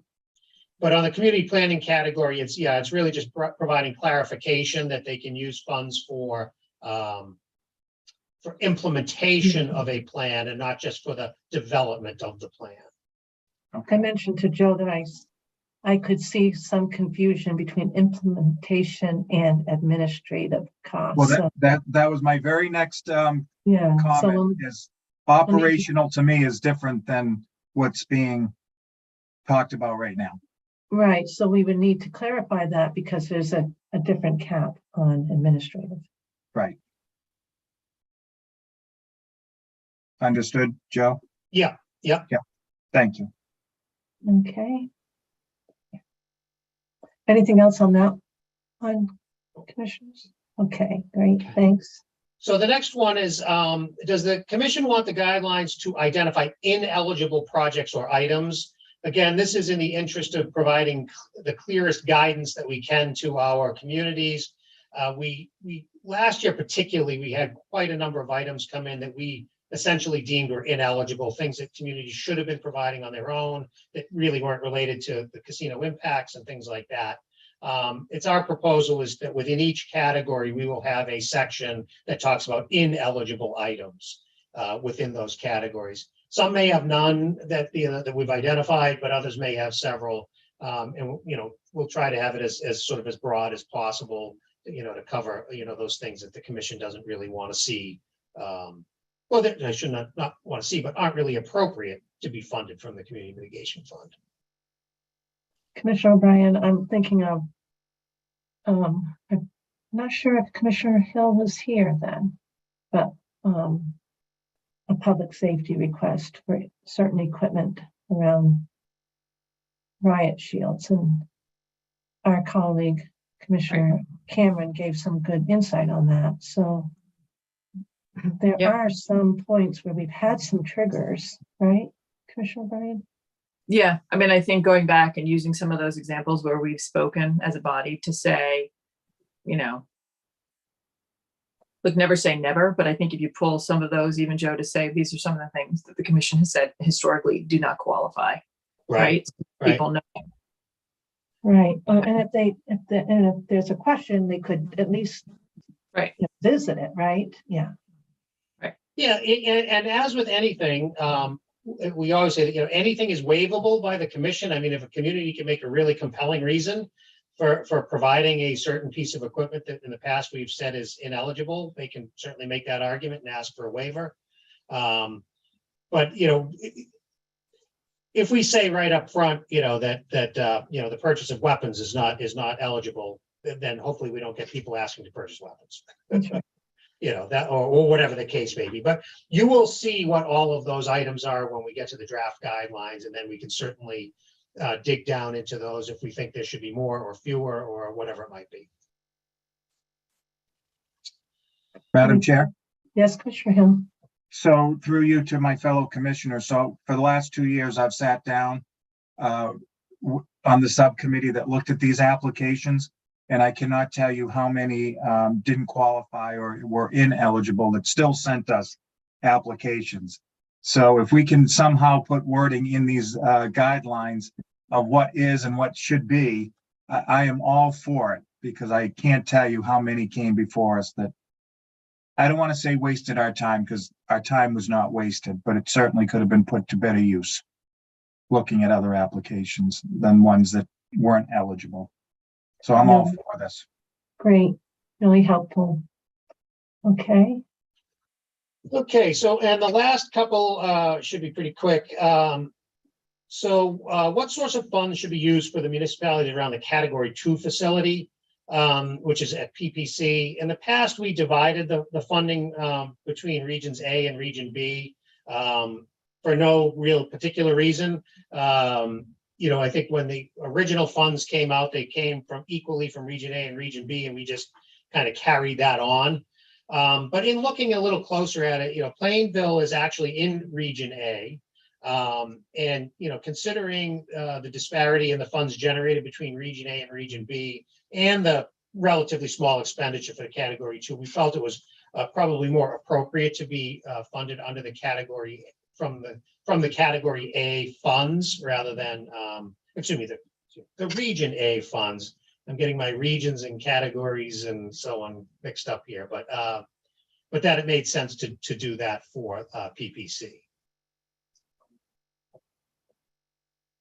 Okay, any questions on that? All right, Joe. Okay, and then the last one is, do we want to change the program from a calendar year to a fiscal year? Essentially all our communities work on a fiscal, the July 1st to June 30th fiscal year. The commission works on that. Just about everybody in the state works on that, except for the Community Mitigation Fund. So We're I don't suggesting, think you're going to get any pushback here, we're Commissioners. suggesting that we should do that. And the only effective change that you'll see is that there may not be technically be a 2024 grant. It would become a fiscal year 25 grant. Mary's So- got that though. Right. Yep. We're all on board. So we're all good with that. So that is all of the policy questions for today. So I think we've got our marching orders on these, and we'll be working to craft the draft guidelines to come back to you in October. But I'd like to move on, if there's no more questions on that, to the formula for the block grant. Commissioners, I just want to do a time check. I do need to leave today. I am happy to have the meeting continue. There's a couple of executive sessions that are needed to be addressed. Probably the latest time I can leave is 3:30. So this is an important discussion. I just also know we have important discussions going on. But I'm happy to step away and have Commissioner O'Brien chair the meeting for the rest of the time. Okay. So Okay. you would like Joe to continue? Okay. Okay, so in coming up with a formula for the block grant, our first cut at this, and this is a first cut at this, it's not absolute that this is going to be the final version of it. We were trying to come up with a formula that we could use within any region in the state. We were trying to come up with a formula that we felt was equitable to the municipalities while also keeping it, simple enough to implement. And as a group, we sat down and we came up with 4 factors to consider. And the first one was that minimum grant amount that we already talked about, 200,000 in Region A, 75 in Region B, and 50 for the Category 2. The second factor was whether or not communities were designated a host or surrounding community. We do have several communities in both Region A and Region B that are eligible for community mitigation funds, but were not designated as a host or surrounding community. And these people, most of them applied to be a surrounding community, but were denied that as in their application. But it was determined some years ago that those communities would be eligible for funding. So what we're suggesting is that the host and surrounding communities should, since there are sort of recognized impacts on those communities, that they should receive additional money for being designated a host or surrounding community. And we're suggesting that for a host community, they should get 200% of that minimum grant. And for designated surrounding communities, they should receive an additional 100% of that minimum grant. Now, the third piece of this is proximity to the casino. And the idea behind this is that, the further you are away geographically from a casino, the smaller the impacts are going to be. Now, this is the largest piece of each one of the grants. It totals roughly 40% of the total grant amount. And, we looked at, first, there's not a whole lot of, studies or real data that we have that we could sort of scientifically determine, what the right amount is for this proximity category. But what we did is we looked at the maps of the areas. We kind of drew concentric circles around the casinos. We looked at physical features, rivers, highways, other things. And we tried to make an assessment of how similar various communities were to one another, within proximity to the casino. And, we used our best judgment to do that. And I think we came up with a pretty good solution on that, which is certainly something that is subject for discussion. And then the last one were traffic impacts. We do know that traffic is one of the larger impacts. And again, about 20% of the grant went towards this. And what we did was we actually took some of the original traffic studies that were done as part of the environmental impact report process and some of the ones done afterwards. And we looked at, what is the distribution of the traffic from the casinos? And most of these reports had a map that said, 10% of the traffic goes in this direction, 8% goes over here, 15% in this direction.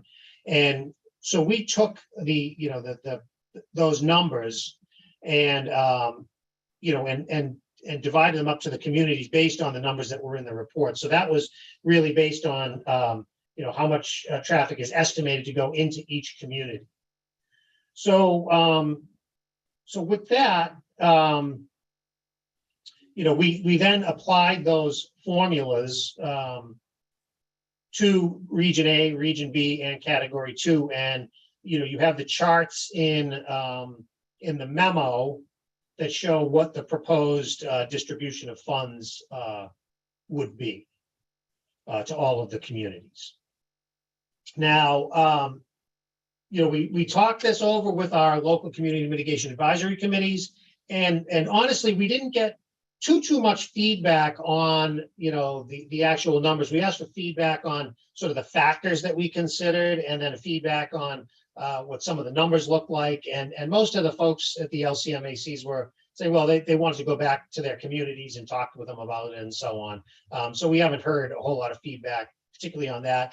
As far as the categories go, I think folks were very appreciative of the things that we went through to come up with this, and seemed to be in agreement that those were, the real factors that do need to be considered. With that said, there's no perfect formula. People could argue many different ways on many different factors, and there's probably no such thing as a perfect formula that will make everyone completely happy.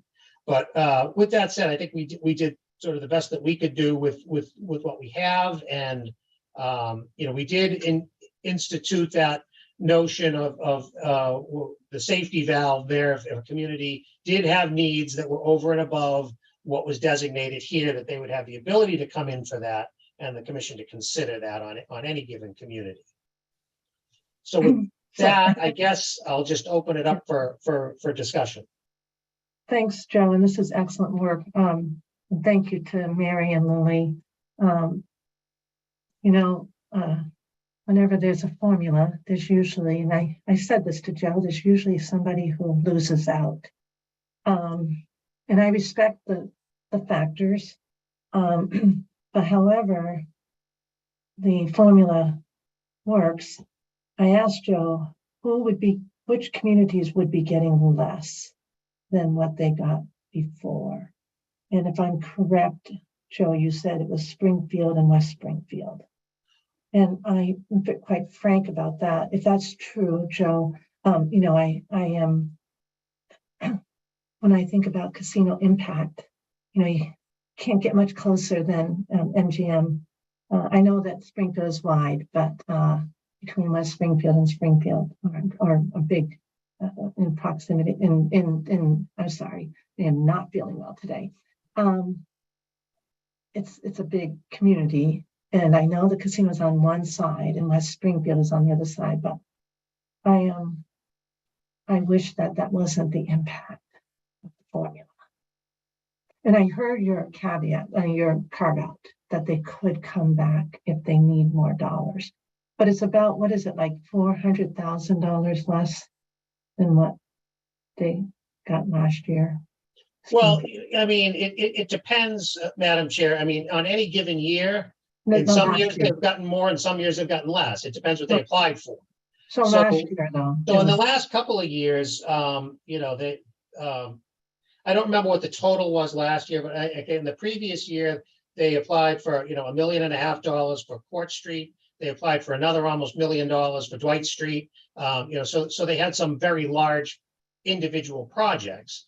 In some years previous to that, there were a couple of years where, they were significantly less than that amount. I mean, part of the issue of a competitive grant program is it depends how many projects you come in with.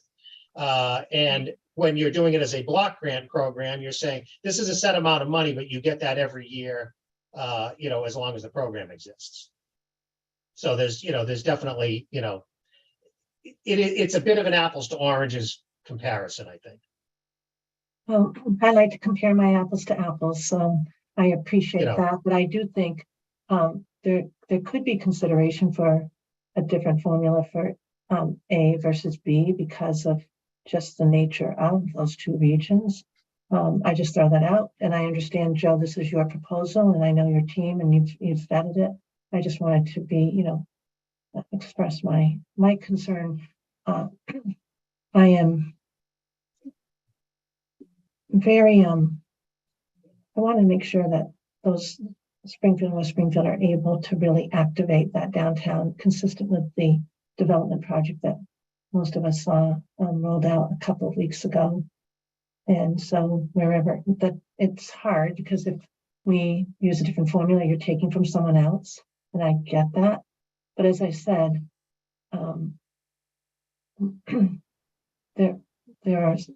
it's hard when there's a loser, right? Well, yeah, and I've used that term throughout my career. So, it's just something when you assess something, the impact to one versus another, it's just how I view things. And so I wonder if there's a way to tweak it somehow.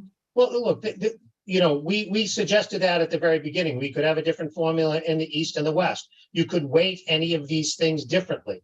There's a number of things that you can do, but our original idea was let's come up with this formula that we can apply statewide.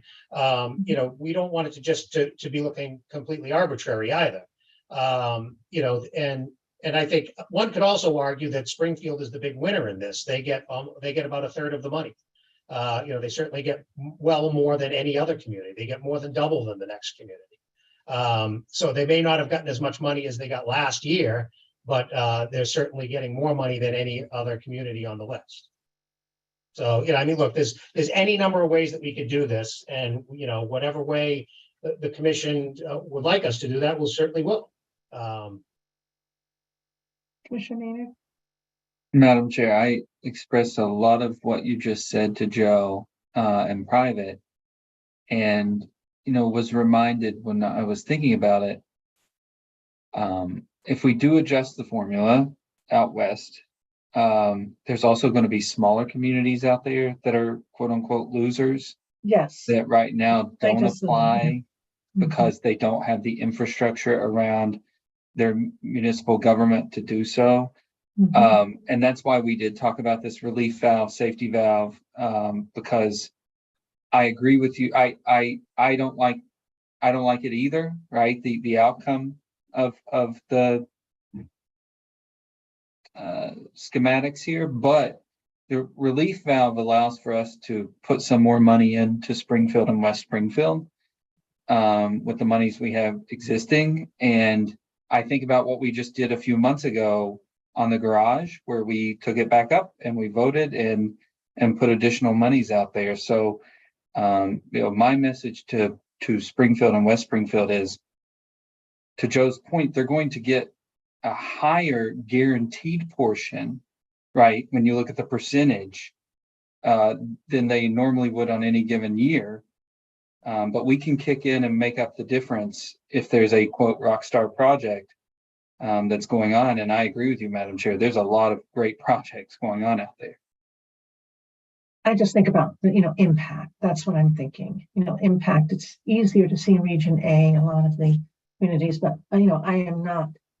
I don't want to be involved in Sophie's choice here, but I just wanted to note that that just for me was an unfortunate impact.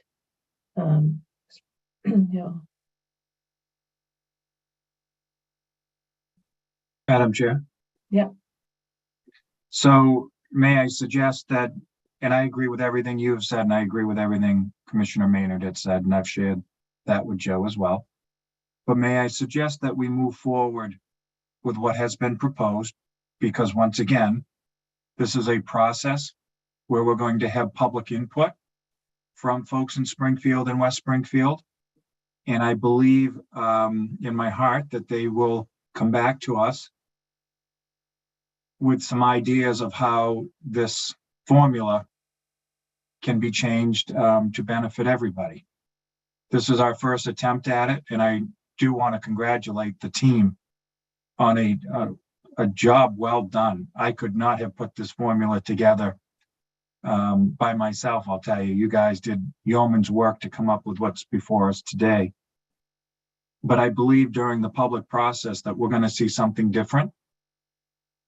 And I think it will alleviate some of the concerns that we all have in regards to Springfield and West Springfield.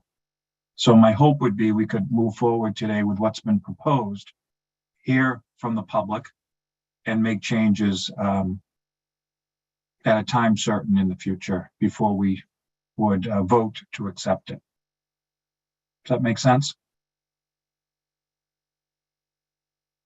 Commissioners?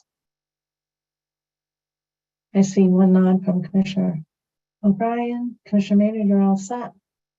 Yes, only to say that I wish I were at the Big E today.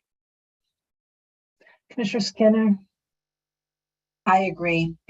And I'm glad Commissioner Hill touched on the public comment because that's something I'm very much looking forward to. Yeah. And just, you know, I sit on the volunteer committees, Commissioner Skinner, and there's been a lot of good information that we've gotten from those discussions. And because of those discussions, a lot of what's before you today is because of it. And I'm sure as we move forward, we'll continue to get good suggestions and good dialogue that will continue. But it's been very informative. Unfortunately, we haven't all had access to that input. No, And understood. I'm not really sure what, you know, some of the communities have said and not said. So I'm just voicing my concern on the impact of what I think two communities that are significantly impacted by the existence of a casino. So. And I agree with you 100%. Yeah. Okay, but so we'll go forward.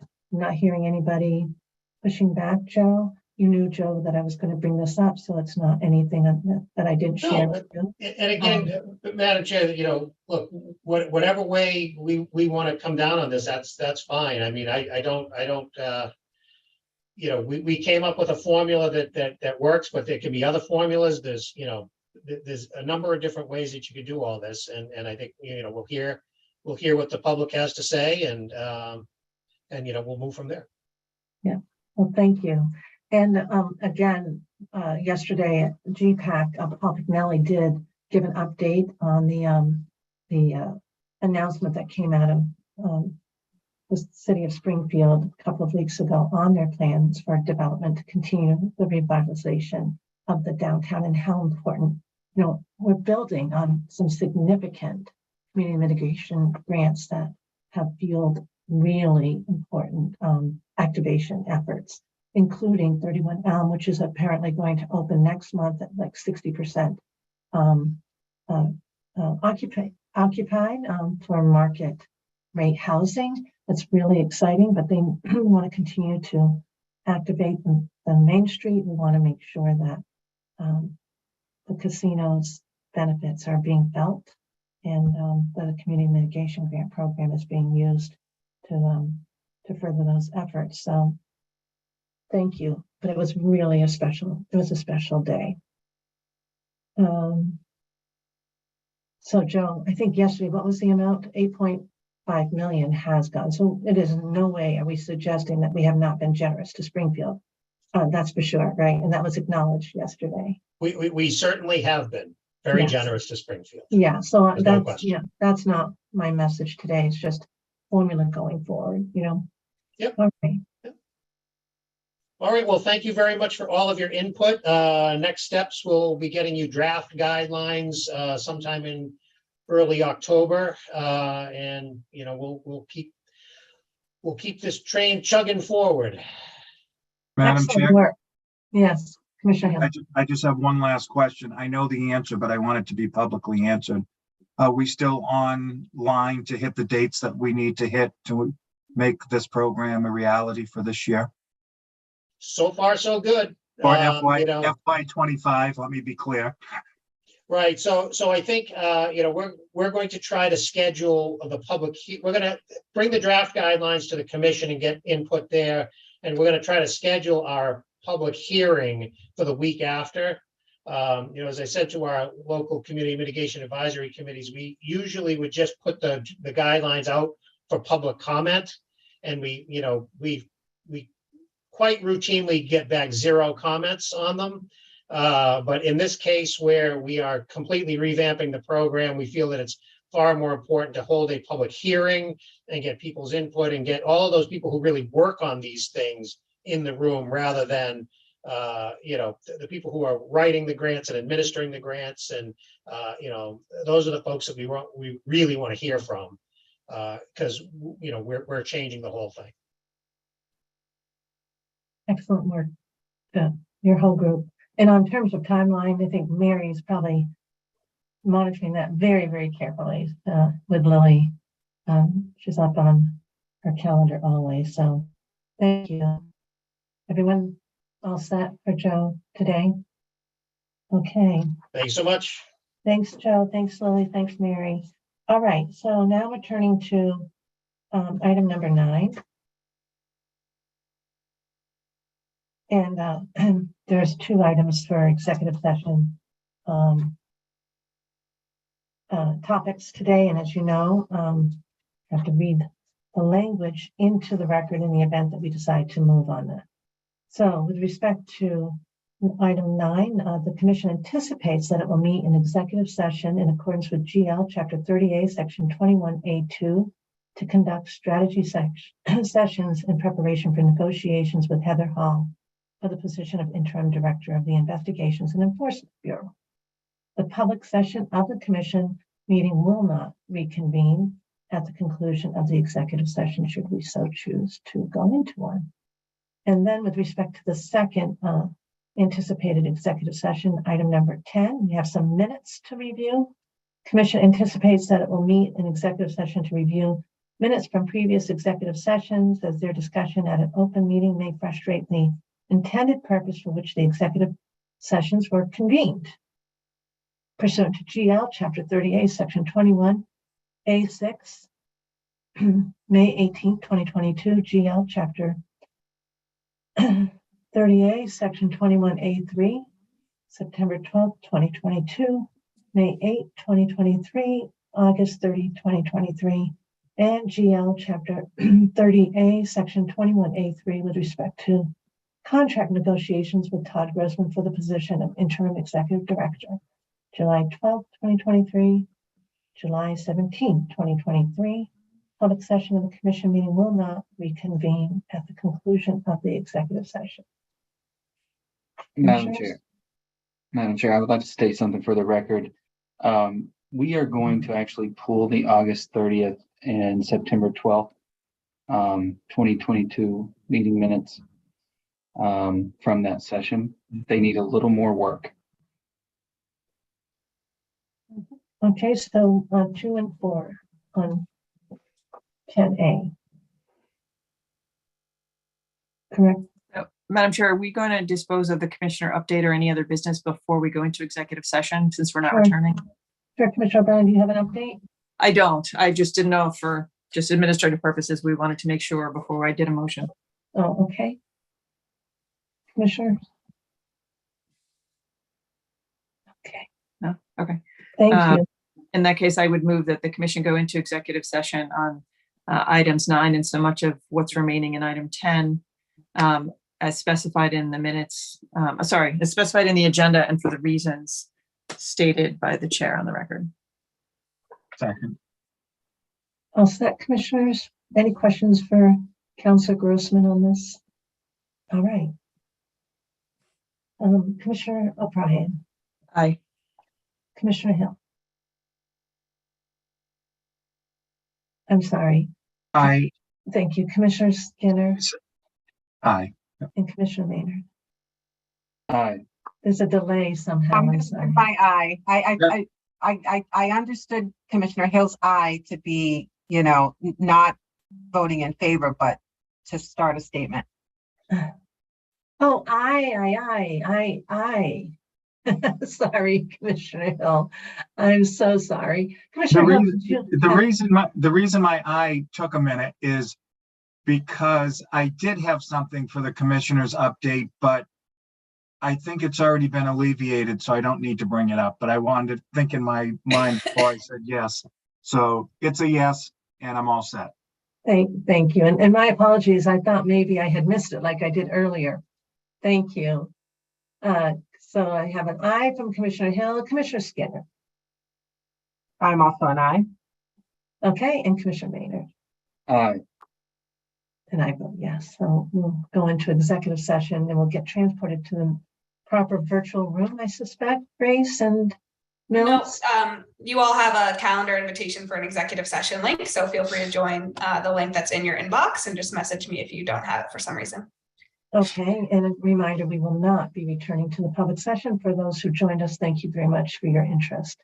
And thank you to the entire team